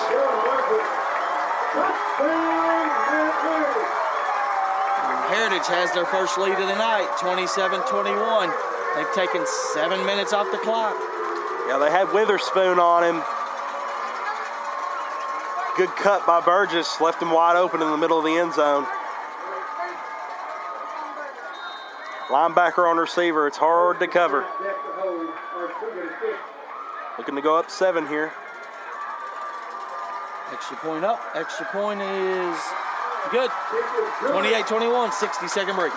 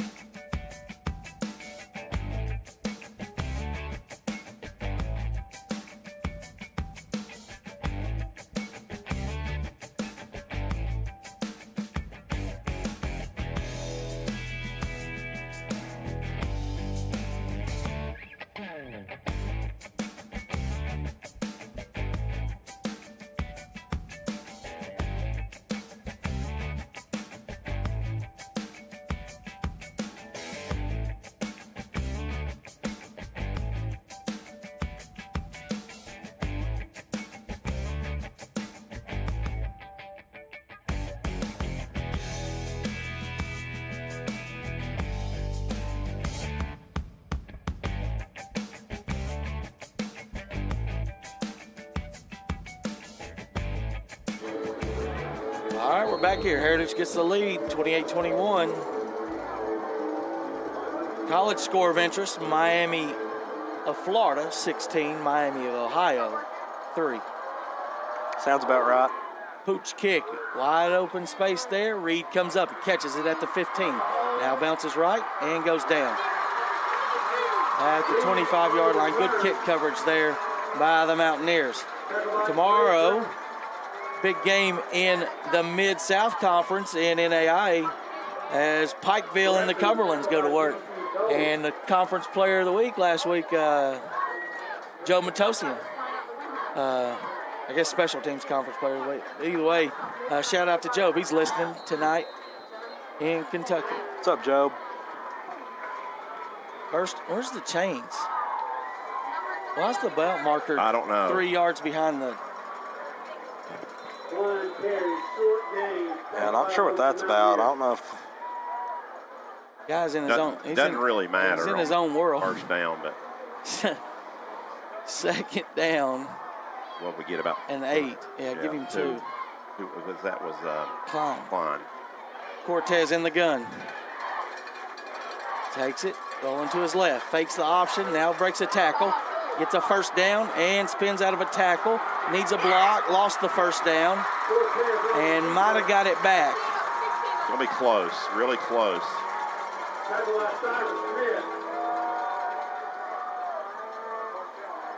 First down. First down, Governor. Third quarter first downs will be brought to you by the Party Zone, your birthday specialist at the Roll Arena. And if we want to take the lead back, Brett's going to have to use his legs tonight.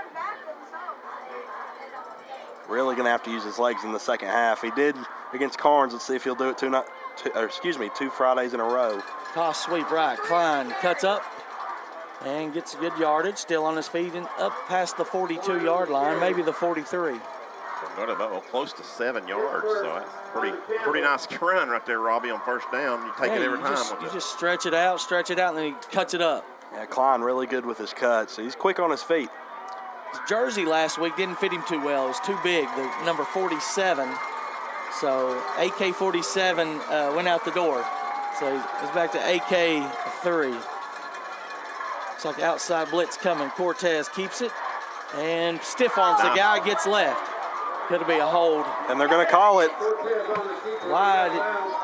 No need to even continue the block, Stewie.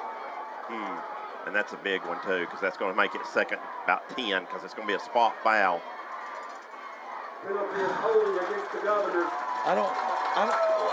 Why would you do that? That don't. That's just inexperience. It being his first year playing football. Can't have it, though. Not in a big But game like this. He's not going any past you. No. The play was going nowhere past you. You didn't need your block. It's just All you got to do is hit him. You don't got to put your hands on him. Not really. So Looks like it's going to make it second and about 9. 14. just can't stay ahead of the change. You're down by 7 now, and you played 9 minutes in this quarter. Another blitz coming. Cortez rolling to the right. He's got a Throw guy. Nope. Oh, He's just going to take it. run. Yeah. He's got the first down, though, this time. No, he stepped out of bounds. Oh, my. I've seen that multiple times. Yeah, they're going to give it to him. Oh, wow. so They gave it to him. I guess we're saying he got it by a frog's hair, but But to us, a lot of times we've seen Brett run that play right there, and it looks like he's got the first down plenty of times, but they've always moved him back. Yeah. 9 yards, just enough for another Roll Arena first down. 10 on the play clock. He's got to hurry. Down to 5 on the clock. Go. 3. Better hurry, Brett. Better call timeout. Gets it. Hands, nope, cap it again. Can he find a blocker? He can't, but he slips through again. keep going upfield, dude. He keeps going backwards. Had a 5-yard gain, and it turns into 2 because he's doing too much. He knows better than that. Turned it into 1, actually. Yeah. Yeah, he's doing a good job of finding the holes, but then then he gets more and more. But he's just trying to make plays for his team, Yeah, guys. you cannot blame him for trying to make plays. Yeah. Stacked 2 receivers, both sides. Straight drop for Brett. Here. He's going to step and throw it out of bounds. No receiver, intentional grounding. How's that intentional grounding, Roy? He was out of pocket. Third down. Yeah, He got up a little bit gimpy there. He kind of had yeah, he was out of the pocket. He's out of the pocket. It went past the line of scrimmage, so it's not but I'm more concerned with how he got up. Looks like he's moving pretty good on it, but when he first got up, he looked a little bit, of course, I'm sure he's winded. Yeah, he's ran a lot. Draw play, decline. Not much. Brings up 4th and 6. We'll see what Coach Claybo calls here. Fourth down.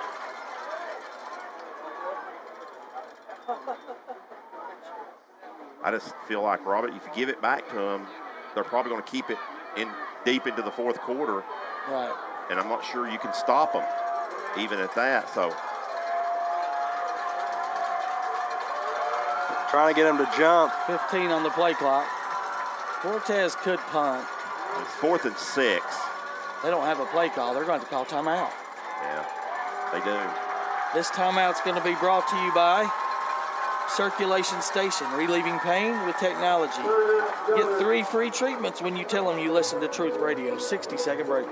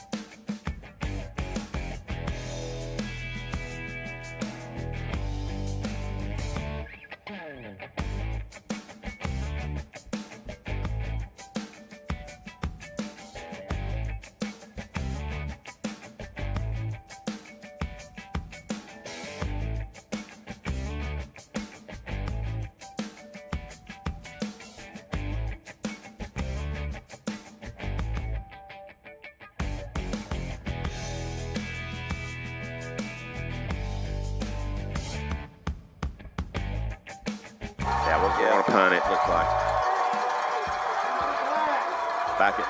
Back at William or Heritage, he's going to punt it, Robbie. It's a good punt. Let's see if we get it down. We're there, and we'll down it at the 4. But you remember last week we said good punt. 5 minutes later, Carnes was in the end zone. Yeah, defense has got to dig deep right here, get a stop. You don't want them to chew clock like they did on the last drive. Yeah, you're putting a lot of it right here in your defense, a lot of trust in it. I mean, Okay. so, it's tough call, guys. It's tough call at the minute 20 to go in the third.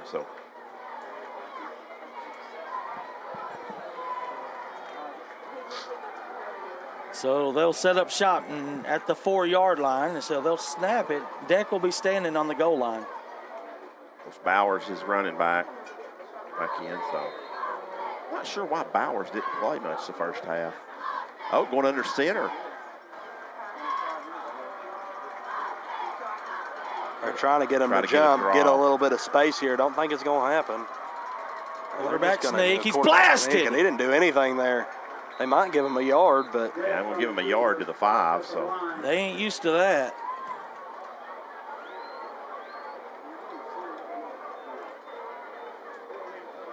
It's interesting. Yeah, QB sneak inside your own 5-yard line. I don't think I've seen that all that much. Now they went to. There's a handoff. Bowers tackled at the 3-yard line. Had him at the 1 and just didn't wrap him up. There's a big guy to bring down, though. It brings up third and about 10. The Bowers is a little shanky, or a little shaken up. He goes back down. This may be a cramp. I don't know. Yeah, it is. Bowers is Cramping up. We'll take a short break here. We got 33 seconds left in the third quarter. Heritage leading 28-21 with the ball.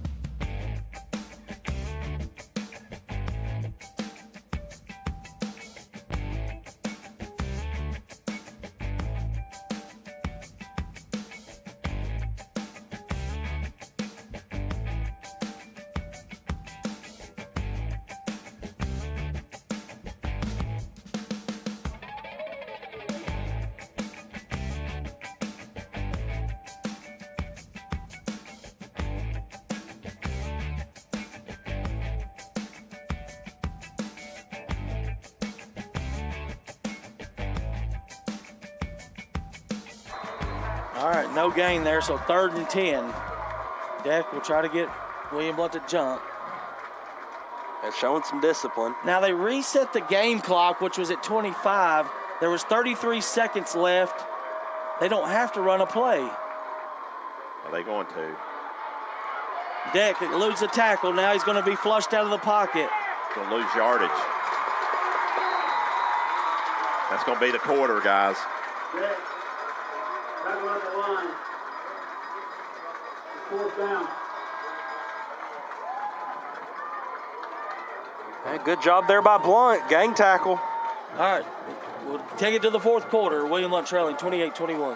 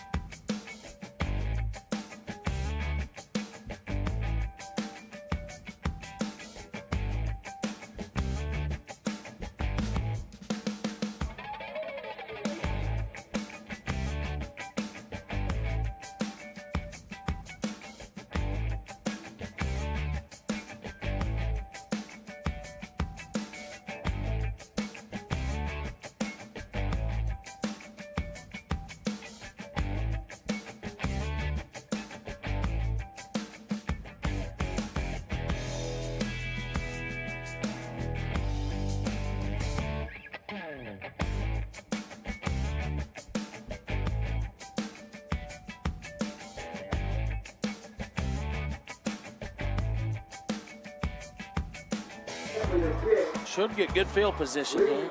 William Blount should get field. Only good, punt of the night, Heritage had 19 yards, Robbie. one step and boom by Kipley. Better this time. Reed will nice fair catch and save some good field Really position. good there by Reed. Slide and catch. Dangerous, but you'll take it if it works, right? Well, now you're 35 yards away from tying this game up. Goes 31 on that punt, so a little better that time. So of course, it's a no-brainer to punt. Exactly. Reed's right on it.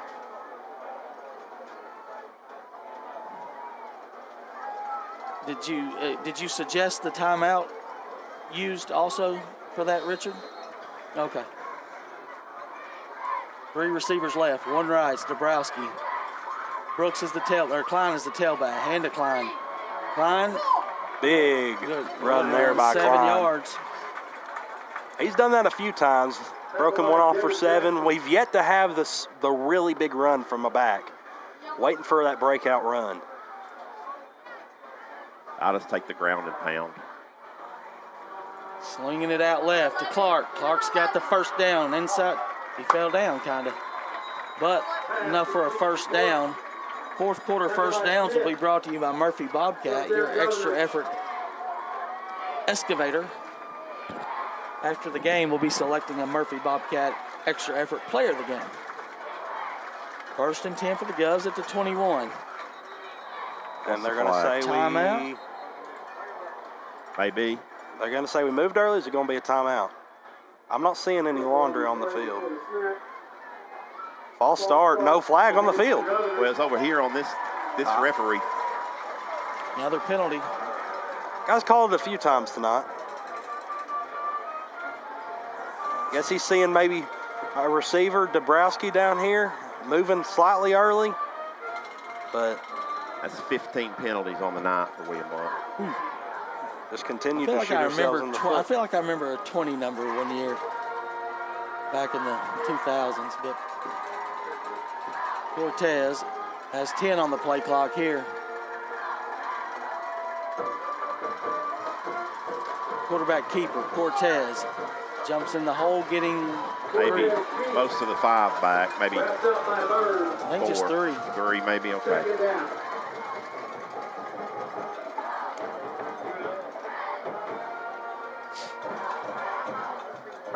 Second down, 12 to go. 10:30 left in the fourth quarter. Heritage has taken their first lead of the game, 28-21. Low snap. Klein in. He tripped up. And right there, you might have wanted to see a pull by Brett. Might have been a straight hand, Well, it but looked like he was trying to. I think it messed up Klein a little bit. make it third and 11, I'd say. Yep, 3rd and 11. Of course, you're in 2-down territory here, guys, so 3rd and 11. Under 10 minutes now in the game. You got Klein. Slant pattern, caught, touchdown. Dabrowski, his 3rd one of the game.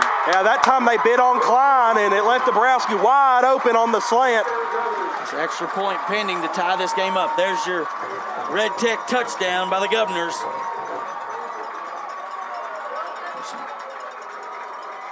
As Heritage that time went to the tailback that they'd been toasting them and left the slant open. Nice read there by your senior. Yeah, real easy 1-2 there for Cortez. Just if they bite on one, take the other. Play clock still not started. The referee's been lenient on that. Extra point, it'll be attempted by Plemons. Snap by Clark, hold by Cortez. Now you might go for 2. Now you might go for 2. You get half the distance to the goal line. What was that? Maybe too many men on the field? No, he did something like maybe they were something doing behind- a cadence, like making a fake cadence. Yeah. And he's going to send out the offense, Yeah. it looks like. Yeah, we're going to go for 2 from the 1.5 yard line. And I could make a good guess as to who's going to keep this ball.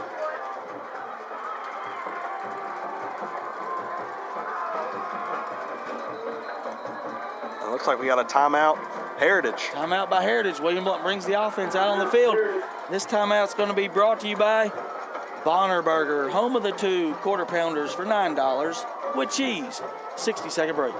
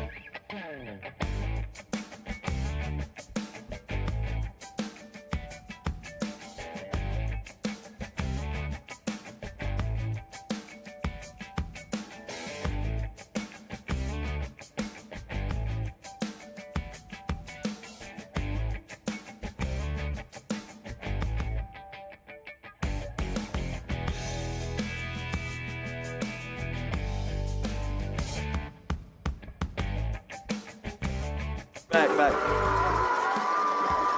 All right, William Blount. He's got 3 receivers left. They're on the left hash, trailing by 1. 9:45 left here. Heritage keeping guys to the right side, too, trying to keep Brett from running to that right side. Cortez runs right and into the end zone. 2-point conversion. Govs take the lead.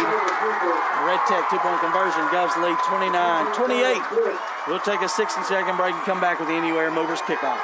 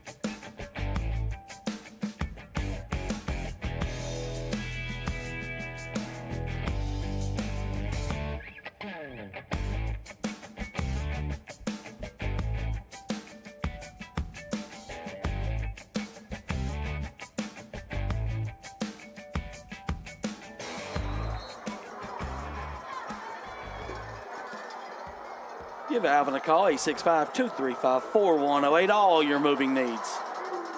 Pooch kick here, fielded by the Mountaineers at the 20-yard line.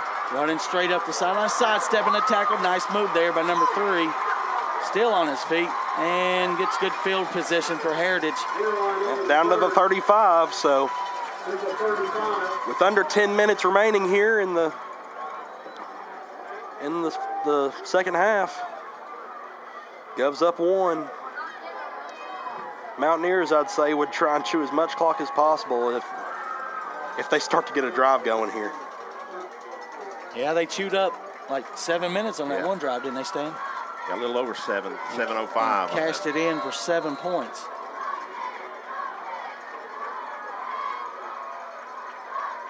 Deck has it. Handoff. It's Gold. Walter Gold, the speedback freshman. Nice run.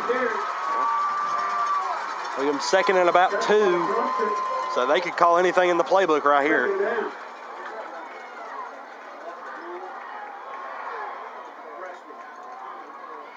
Hand to him again. No, he kept it. Oh, no, he did. But he's going down. Wesley Deck lost all that yardage. Yeah, and he's slow to get up. Ran into his own guy.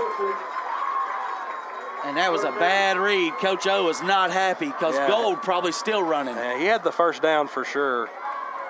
I don't know if he would have gotten anything more than the first, as 54 had him locked up. That's Query, but 3rd and 7.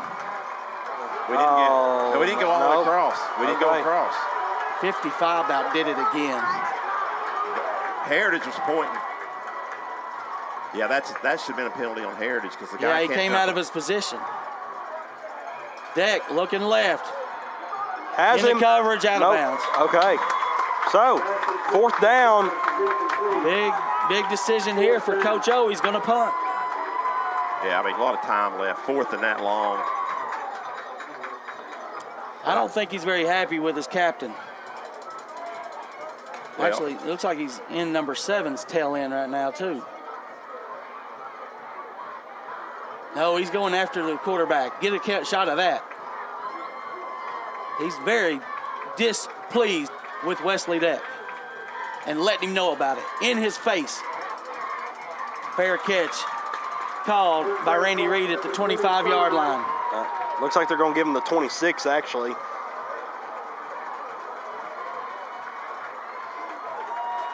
Yeah, Wesley Deck really upset with himself, sitting by himself on the bench, trying to clear his head, I believe. He took a shot on that play, too, Yeah. that he made the misread.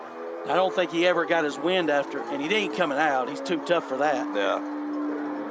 Best punt by Heritage by far. 39, no return right there. Yeah, me and Rob were watching him in the pregame. He had a pretty good leg, so. Cortez, 3 receivers left, 1 right.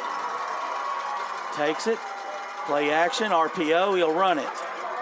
Cortez. Good job to stay in bounds right there. Only got a couple, though. It's like he's stopping right there. Yeah. He wanted to do his little step back move. I think if he cuts in, he can get a few more yards, maybe 5-6 yards on that play, but Maybe, yeah. instead it'll be 2nd and 8 or so. Got to have 7 points on this drive.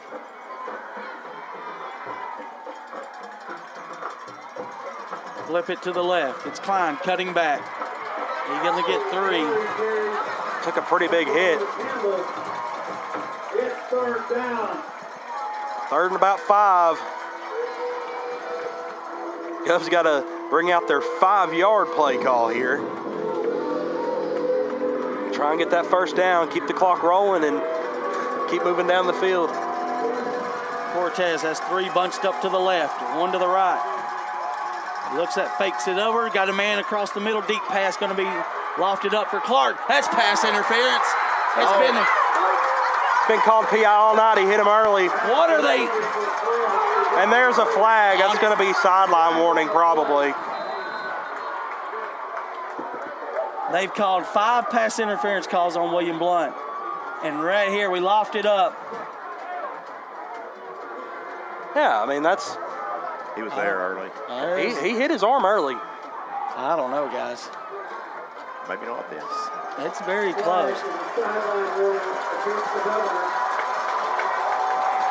So it'll bring up 4th and 5. Heritage's offense going to get the ball back.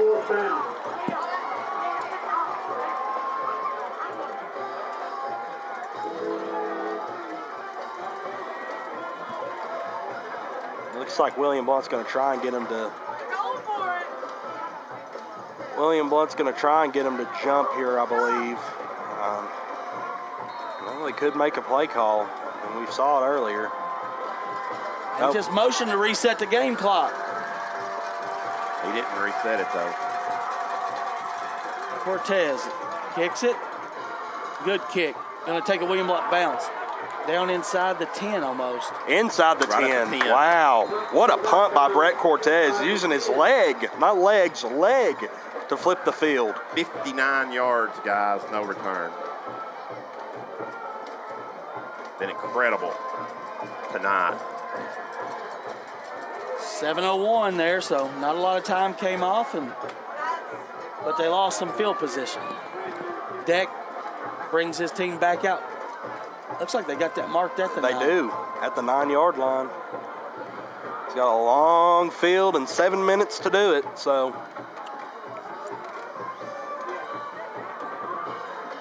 William Blount and Heritage both with 2 timeouts.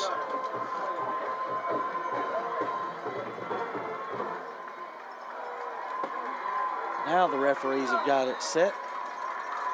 From the 9, Deck takes it. Hands to Gold. Big hole. Gold's hit hard, spinning down there and going to get 3 or 4. Yeah, big hole, but it closed pretty Yeah, it quickly. did. I feel like if he gets just past that second line, he's gone. Yeah, he's got a lot of speed. You got to make sure you're gang tackling for sure. Only give him 3. Clock continues to run. About 6.5 left. Deck looking to his right. He's going to chuck it high. And Oh, man. Okay. We need to be careful. He slung him down for almost no reason right there. I think that's 20. yeah, Major Crumpton? Major Yeah. was a little bit late there. The ball clearly went through the guy's hands. He didn't need to get a late hit there. Cooper comes in, Gold out, and Dunn checks in. So they got 2 receivers right, Yeah. 2 left. Going really tall here on the outside, too. Could be one-on-one. 5 wide. Try to get us to jump. 3rd and 7.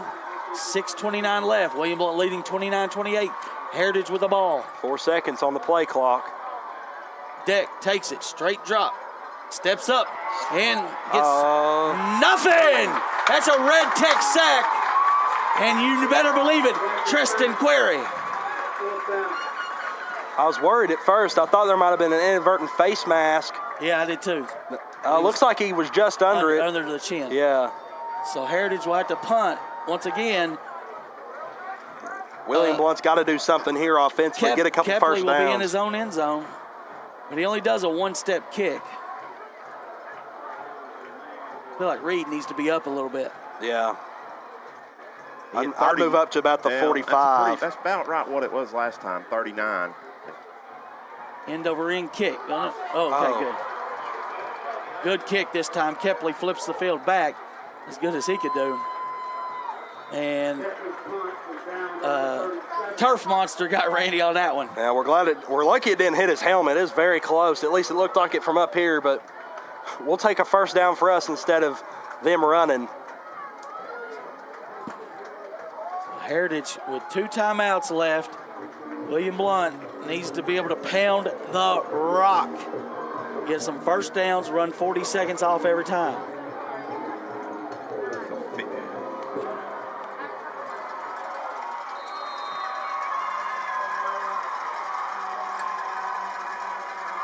First play, RPO. Going to throw it out wide. Nowhere to go. Well, I think it was the right read. No Nothing gain. was really open up front, but for the run. But Nebraska, Jackson, Nebraska. No gain. Tackle by Weber. Kepley, 2nd down. I think you got to run Cortez. yeah, you got to use Cortez's That legs. option play, maybe fake it and just hit that right, or hit this right side hard. Yeah, they're going to move the trips over to the other side of the field. Klein will be to the right. Now he'll flip him back to the left. 10 on the play clock. Cortez looks, takes a snap, rolling left. Straight QB power here. And he's going to get a few yards and go out of bounds for some reason. Not entirely sure why you would do that with 5 minutes left in the game, but It's 3rd down. We ran to the short side of the field, so it brought out of bounds into play. I don't understand. We've been heavy over there, Robbie, on this half. So 3rd and 8 now, and you ran no time off the clock again. And if you don't get this, you're punting the ball back to a high-powered offense. yeah, you're putting a lot of trust in your defense by doing that, and they're going to get tired at some point. Got a man. He's going to throw it to Dabrowski. Oh, almost caught it. And flag out? Nope. Nope, not going to call it. Looked to be pretty good coverage. I don't think he really got there early. Dabrowski had a chance to catch it, but went in and out of his hands. He's got to sell that. If he wants the penalty, he's got to sell that. He's got to jump. He's got to jump back into the Heritage defender. You see, his momentum was carrying him too far down the field. Good ball by Brett. 4:45 left. Gov's still only up 1. Stagnant on offense after that first drive where we scored.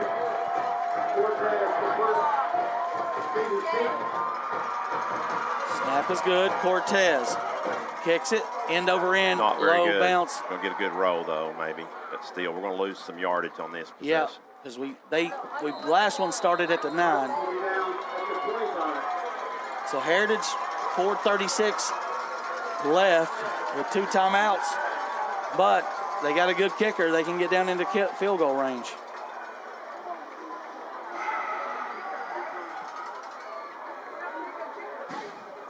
Defense has got to. 3:45 left in Bradley. Bradley leads 21-13 over the Rebels. Wow. Defense has really got to dig deep here, like they've dug deep all of this second half.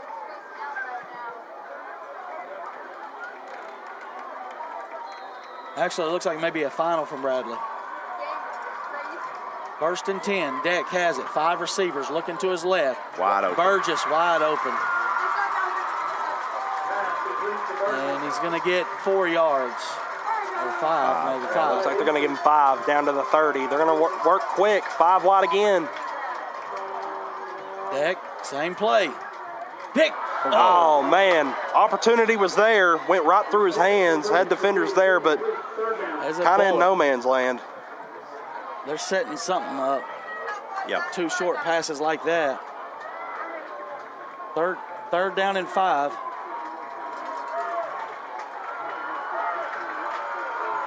Deck tries to get William Blount to jump. They won't. 4:15 left. William Blount still clinging to a 29-28 point lead.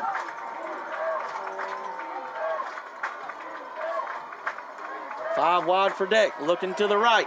He's got a slant pattern pop. That's done. Gets 10. Fresh set of downs for the Mountaineers. Defense is going to need something big here. The clock's under 4 minutes. Deck is going to step up, take He's got off. a lot of room in front of him. Oh, man, lowered the shoulder. I don't know who that was on, but. That's Caden. Yeah, that was Donley. He took it like a champ. Why did they stop the clock? The clock should not have stopped. He did not go They out of were waving bounds. to. Okay, they didn't stop it, but 2nd and 2. He gets 8 right there, does the big bruising quarterback. 2nd and short. Anything open in the playbook right here. Looks like man-to-man all the way across, one-on-one coverage. Deck in the pocket, lofts it up. Nobody's down there. Miscommunication. His Deck got hit hard on that play. Yes, Caleb Henson, the sophomore, was there. Heritage, good job there, taking a shot on 2nd and 2. Yeah, it looked to be a miscommunication or something. He didn't have anybody running a deep route. Or if he did, he threw it way too early. But the pressure was there. Third down and 2 or 3. We call it 2, 2.5, 3. Give it 3. But they got 2 downs to get this done. they just ran somebody in late. They ran someone in way late. So now we can go substitute. First, tight end. Yeah. Here's a handoff. Short. It's 4th and 1. Good spot right there. It's going to be 4th and a half yard.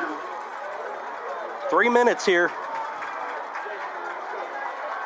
You got to know they're going to Deck. Yeah, this is going to be a QB power all the way. They're going to bring in the heavy set package and try and let him get this. You got to sell out as we're loading the box up.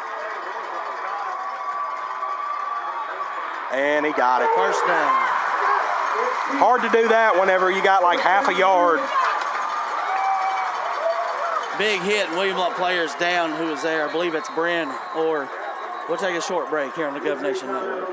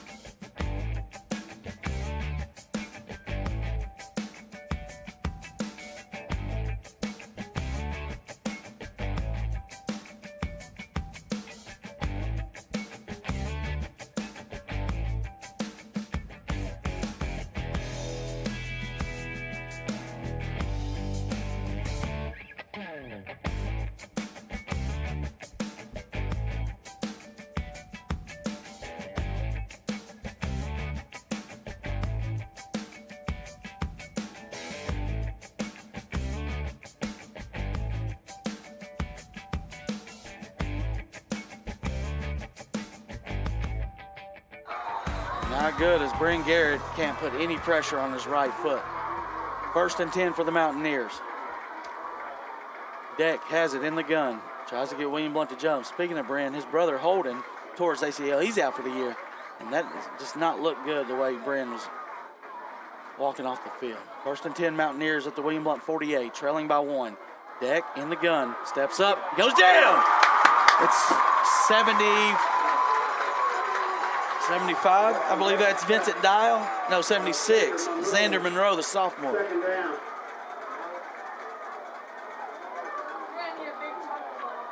Good job right there. You got to tackle a big quarterback like that. That's a low, red and tech he's able to sack, do it. and we're under 2 minutes now as Deck brings his troops to the line.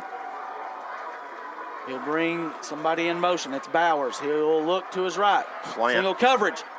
Oh. Intercepted. Oh, I thought Donnelly come down with it. Wow, what a play from Taco, though. Donnelly hit him just at the right time. He's Make it given up third about and long. 4 or 5 inches on there. But he comes up with a big play, does the young man. 3rd down, 2 more plays here for the Mountaineers to get 15. Packed out crowd here tonight on their feet for both squads. 3 receivers left, 2 right. William Blount with 3-man front.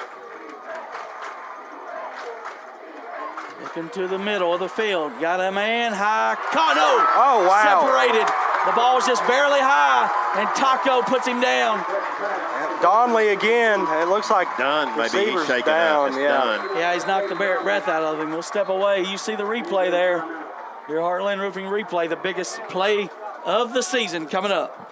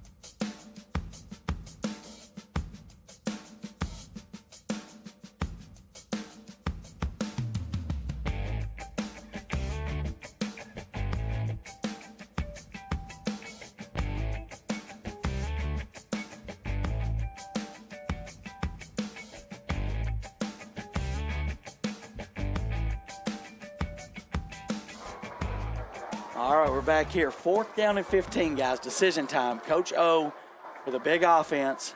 I think he's going to keep them on the field. He has 2 timeouts. He could technically pin William Blount deep here. Yeah. Call 2 timeouts, have a minute to play. But I think Robbie with 3 timeouts, And he's going to put it on the he's going to put it on the back of Wesley Deck. He can't come back in. 81 can't come back in. They used a second timeout. Wait a second. 81 can't come back in. They called timeout. They called timeout. Hang on. Now they can. A good catch by the William That's Blount coaching elementary, staff. Coach. That's elementary. They got it, Robbie. They got it.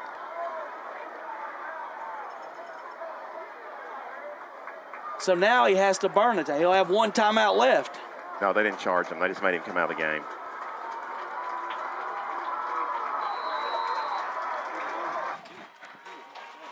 How's that not a penalty? 4th and 15. False start, no call. Deck running to his right, throwing across the middle. Incomplete. William Blount will take over on downs. Still have two timeouts. Need 1 first down to put it on ice. Yep. So Blount will take over in Heritage too. What a game, guys. What a game. What a rivalry this is going to turn out to be.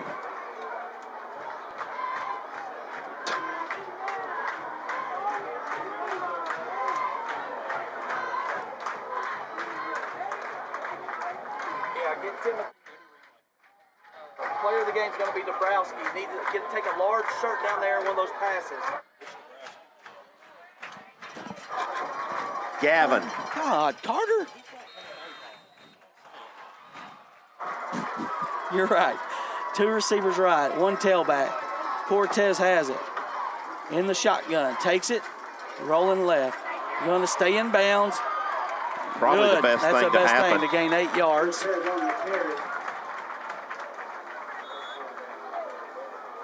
Heritage burned a timeout. So, Yeah, he's up. so our Gov Nation, or Murphy Bobcat extra effort player of the game is going to be Gavin Dabrowski with his 3 touchdowns tonight. We'll talk to him and hopefully Coach Reeves in the post game.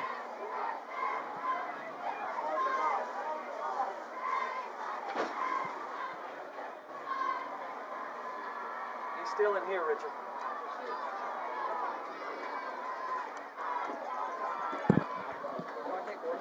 So 1:29 to go, 1 timeout left for the Mountaineers. So and they've got a William Blount's got really 3 downs to Carter to get 2 yards. Yeah, you got to get this, guys. I mean, 2nd and 2, so you'd think William Blount could get 2 yards in 2 plays, but Well, I think they'll go for it. Well, they could punt it, I guess. yeah, But you could try and pin them deep, but you would if it got to 4th down because they would have no timeouts left. But here we go, 2nd down and 2. Cortez in the gun. Takes the snap, hands to Klein. First Klein's down, got the yardage. first down, go Any down. flags? Any flags? No No flags? flags. My friends, adios. Adios, Heritage. Bowen door service, shutting the door on the competition. Tonight it was the Mountaineers. As William Blount will put this game on ice as Heritage has called their last timeout. We are 2 knees away. Over 50 years of service in the door, commercial and industrial door service, Bowen door service. well, and I don't want to see what we saw against Carnes last week where we continued to run plays. No. They need to get in the painter formation here. The painter formation, this timeout right here by Heritage, brought to you by Trinity Chiropractic, where your life forces get opened up. We'll take a 30-second break.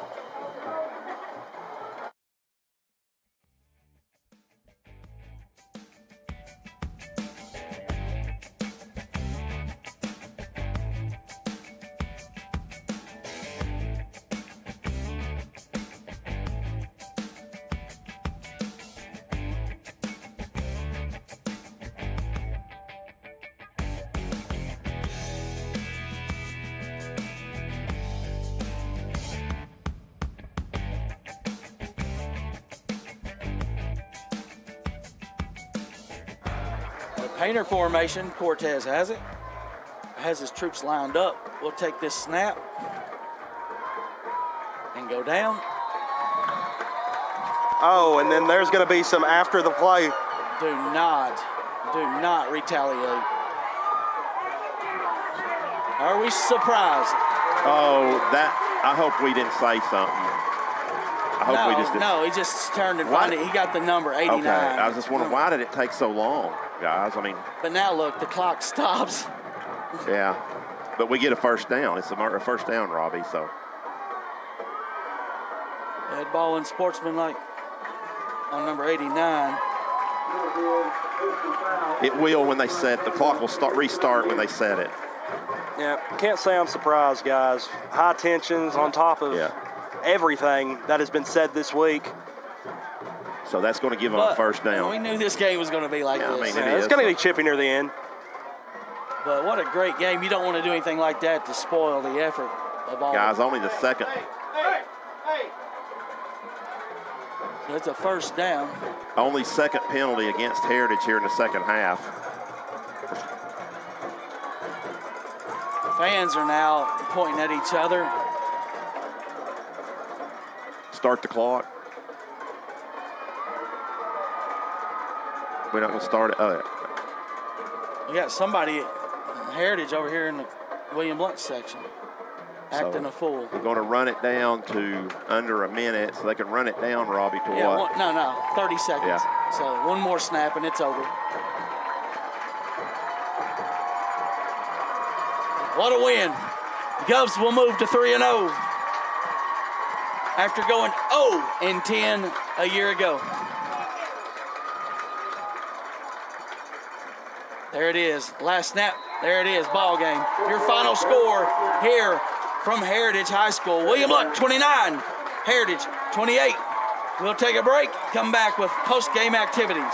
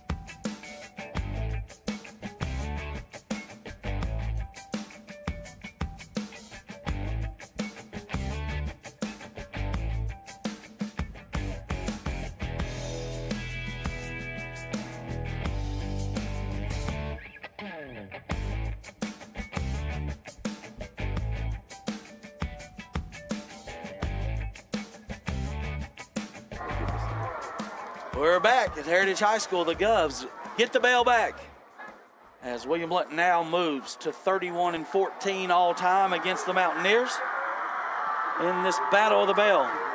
And the bell was created, I think, late 90s, right? Something like that. So pretty much William Blount's owned the bell. But what an effort it was tonight as the Govs victorious 29-28. The cadence, we believe it was a cadence call. Stan, was you going to say something? Well, I was going to ask you, what did you say, 31 or 32 at 14? I think 31 and 14. Yeah, 31 and 14. So, yeah. Marcus was asking, but yes. So, Stan, the cadence penalty, we believe, is what happened. Heritage might have, because there was a weird motion that Chris called. Right. We don't know exactly what he called, but it let William Blount move the ball to the 1.5 yard line, and that's too easy for Cortez not to get that 2-point conversion. It ultimately was the difference tonight. Well, you know, you look at it, Robbie, it looks like everything that Robert Reeves, all those big decisions like that worked out for him. You remember, go back to the 50-yard line when we had the ball at the 50-yard line, I think, and it was he punted. And he downed it at the 4. Yep. So that's what set that last drive up. Yes, because they 35-yard line, right. And they only had to go 35 yards. So it all worked out. Robert Reeves rolling the dice there and making the correct calls. as William Blount wins an exciting game, 29-28. You see both county schools, Robbie, they've got football back, it looks like. Yes. Both teams can be proud of what they got on the football field for sure. So here's the scoring, Robbie. Gavin Dabrowski caught his first of 3 touchdowns, our player of the game, 26 yards from Cortez to put, and Clemens' extra point was good, 7-0 William Blount. Heritage came back, though. Burgess broke a tackle and went 63 yards, a pass from Deck. Artego's kick tied it at 7. Blount was able to add a 15-yard pass from Cortez to Klein, I should say. Clemens' kick made it 14-7 Governors at the end of 1. Second quarter, touchdown number 2 by Dabrowski Gavin, 29-yard pass from Cortez, beautiful catch in the back of the end zone. Extra points, 21-7 Governors. Heritage gets 2, though, before half. Stevens, a 55-yard catch from Deck. Artego makes it 21-14, and then Deck, a 4-yard run. Extra point ties it at the half, 21-all.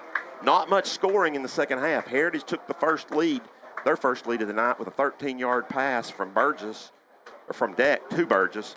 Artego put them up 28-21.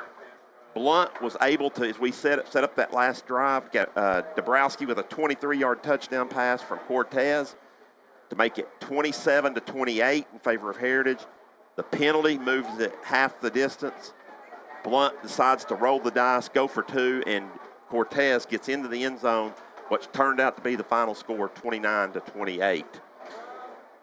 Here are your statistics, by the way, Stats with Stan, brought to you by Red Tech, the best refrigerant in the business for LG appliances. First downs, 17 for each team. On the ground, William Blount, 34 rushes for 164 yards. Heritage, 37 rushes for 60 yards, most of that in the second half. William Blount was 13 of 20 through the air and 4 touchdowns for 179 yards. Heritage out through William Blount. They were 16 for 30, 3 touchdowns for Deck for 243 yards. Total yardage, pretty even, 343 for Blount, 303 for the Mountaineers. Penalties, William Blount, too many penalties, 15 for 115. Heritage was penalized 7 for 82. The only turnover in the game really didn't matter. It came early. Heritage fumbled, but William Blount was turned it back over on downs. That was the only turnover in the game. That was early. Punting, William Blount, Cortez with a great night punting, 5 for 45.4. Heritage 4 for 35.3. Individually for William Blount on the ground, Cortez and Klein were your big guys. Cortez was 63 yards, Klein was 74 yards, and then Brooks with the other 27 yards for the Govs. Of course, I gave the statistics as Cortez was 13 of 19, 4 touchdowns, and 179 through the air. And your big receivers, of course, Dabrowski, Gavin, he only had, Robbie, 4 catches, but guess what? 3 of them were touchdowns, and that was for a total of 84 yards. His brother Jackson, 3 catches for 43 yards. Also, Klein had 3 catches for 41. Clark a couple for 10, and I think that was it right there for the Governors. For the Mountaineers, on the ground, it was Deck leading them as him and Bowers pretty much had all the rushing, 23 yards for Deck, but of course there was a lot of sack yardage. And then also Bowers had 19 yards, 16 yards for Cooper, and then the freshman Gold came in with 12 yards. 243 through the air for Deck. The big receivers, 99 yards for Stevens through the air.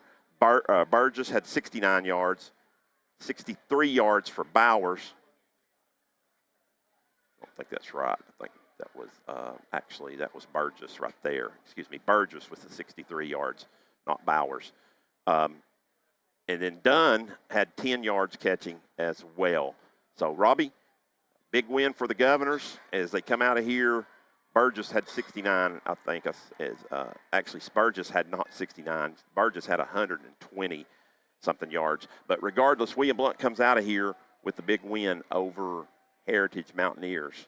Yes, they do, Stan. We're running down some few scores as Timothy's about to get set with Gavin maybe and Coach Reeves for some post-game interviews, as I about lost my voice. It's been a bad week for me, but finally turned the corner yesterday. Final from from Science Hill, Jeff County 25, Science Hill 21. So that'll move Jefferson County to 1-0 and Science Hill 0-1. And the other region game is Dobbins Bennett 47-21 over West Ridge. So your two leaders at the top are DB and Jeff County. And Not surprising. Morristown East and William Blount did not play a region game tonight. Other scores, Alcoa victorious 44-6. Maryville lost 21-13. Hardin Valley all over somebody 51-0. Cotton County. That Coalfield beat Greenback 28-0 in the fourth. South Doyle beats Austin East 41-29. The good game over there in West, Knoxville would be Knoxville West winning 38-31.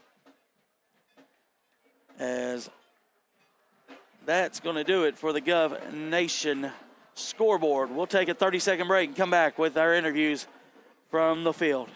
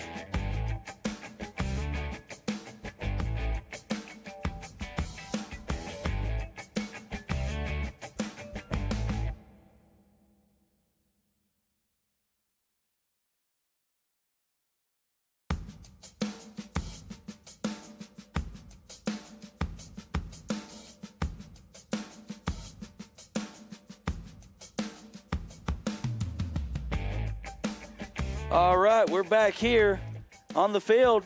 Timothy is with our Murphy Bobcat extra effort player of the game, showing a difference between a good player and a great player tonight. It was Gavin Dabrowski. He finishes with 4 catches, 84 yards, and 3 touchdowns. Now with the presentation is Timothy. You were the Murphy Bobcat player of the game. This gets you a roller arena skate pack and a T-shirt. How were you able to connect 3 of your 4 catches for touchdowns? Honestly, I got to give it to Brett Cortez, and he just threw 3 dots to me that I could grab it that were in reach. Thank you. Yeah. Thank you. All right. Can't hear you, Timothy. Never mind. Go ahead. Thank you. All right, Timothy, we'll try to get with Coach Reeves if you can find him. Stan, we'll keep it here. That was brought to you by Tim Tipton, our on-field interviews. As always, thank you, Tim. Stan, what a way to finish it out. You know, your defense holds them there down the whole fourth quarter. You know, they gave up the opening drive of the third quarter. Heritage came in, took the lead, took 7 minutes off the clock. And then it comes down to that, your defense didn't yield anything else the rest of the game. They got 1 first down, I think, after that opening drive. 1 or 2 maybe, yeah. But 1, I think, they got. And well, the big one I know at the end of the game, did you No, I'm talking about Heritage. Right, the 4th down and 1. Yeah, that's the only one? Wow. I think after the opening drive of the second half, third quarter. Yeah. So and then look at through the air, Robbie, excuse me. He was 4 for 12 deck, 4 for 12 in the second half for 44 yards. So wow. And most of that first drive was on the ground. Yeah, they ran it 24 times in the second half compared to 13 times in the first half. So yeah, but you want to win a game, like you say, you know, after last year, giving up 46 points a game, and tonight your defense stepped up, brings you home the bell. Yeah. And let's not make anything about it, Robbie. This is a high-powered offense. Oh, right. There's no give doubt. Up 28 points to Heritage. A lot of people are going to give up 28 points to Heritage. They moved the ball on Maryville, right? Right. Didn't they say that game was closer than what the final score indicated? Exactly. So But, man, I'm just so proud of the defense. I know the offense, we wanted them to get to 30. We said the first person to 40 in the first quarter, Stan. Didn't even get to 30. But that's just a testament to the defense and the adjustments that they made, definitely after that first drive in the third quarter. So we're going to try to talk with Timothy and Robert after he gets done with the local media. So we'll take one more break and then come back and wrap it up here from Heritage High School.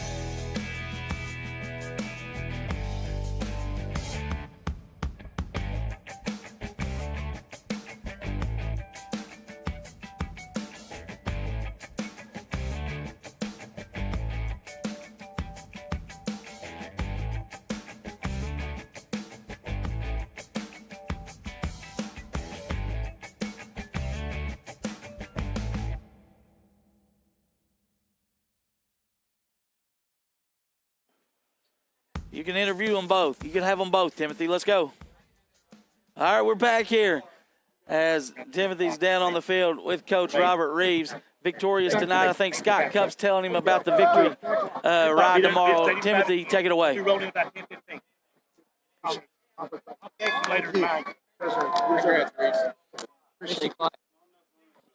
We're live. Oh, my Lord. At first, I wasn't going to do it, but then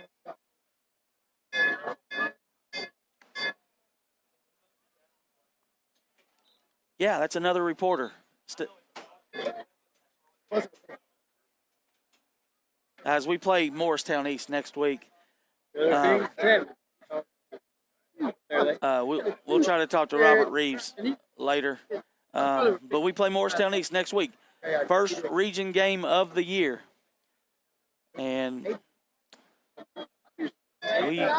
it'll be for our chance to hold serve and stay right neck and neck with Dobbins, Bennett, and Jefferson County. So with that, we're going to wrap it up here from Heritage High School tonight.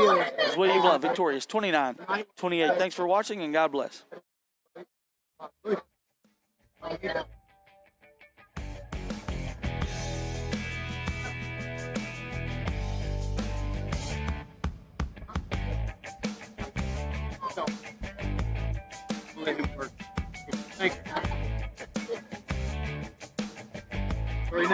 thank you, buddy.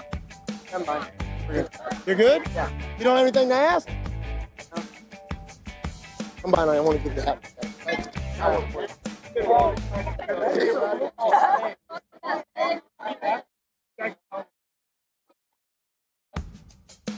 you.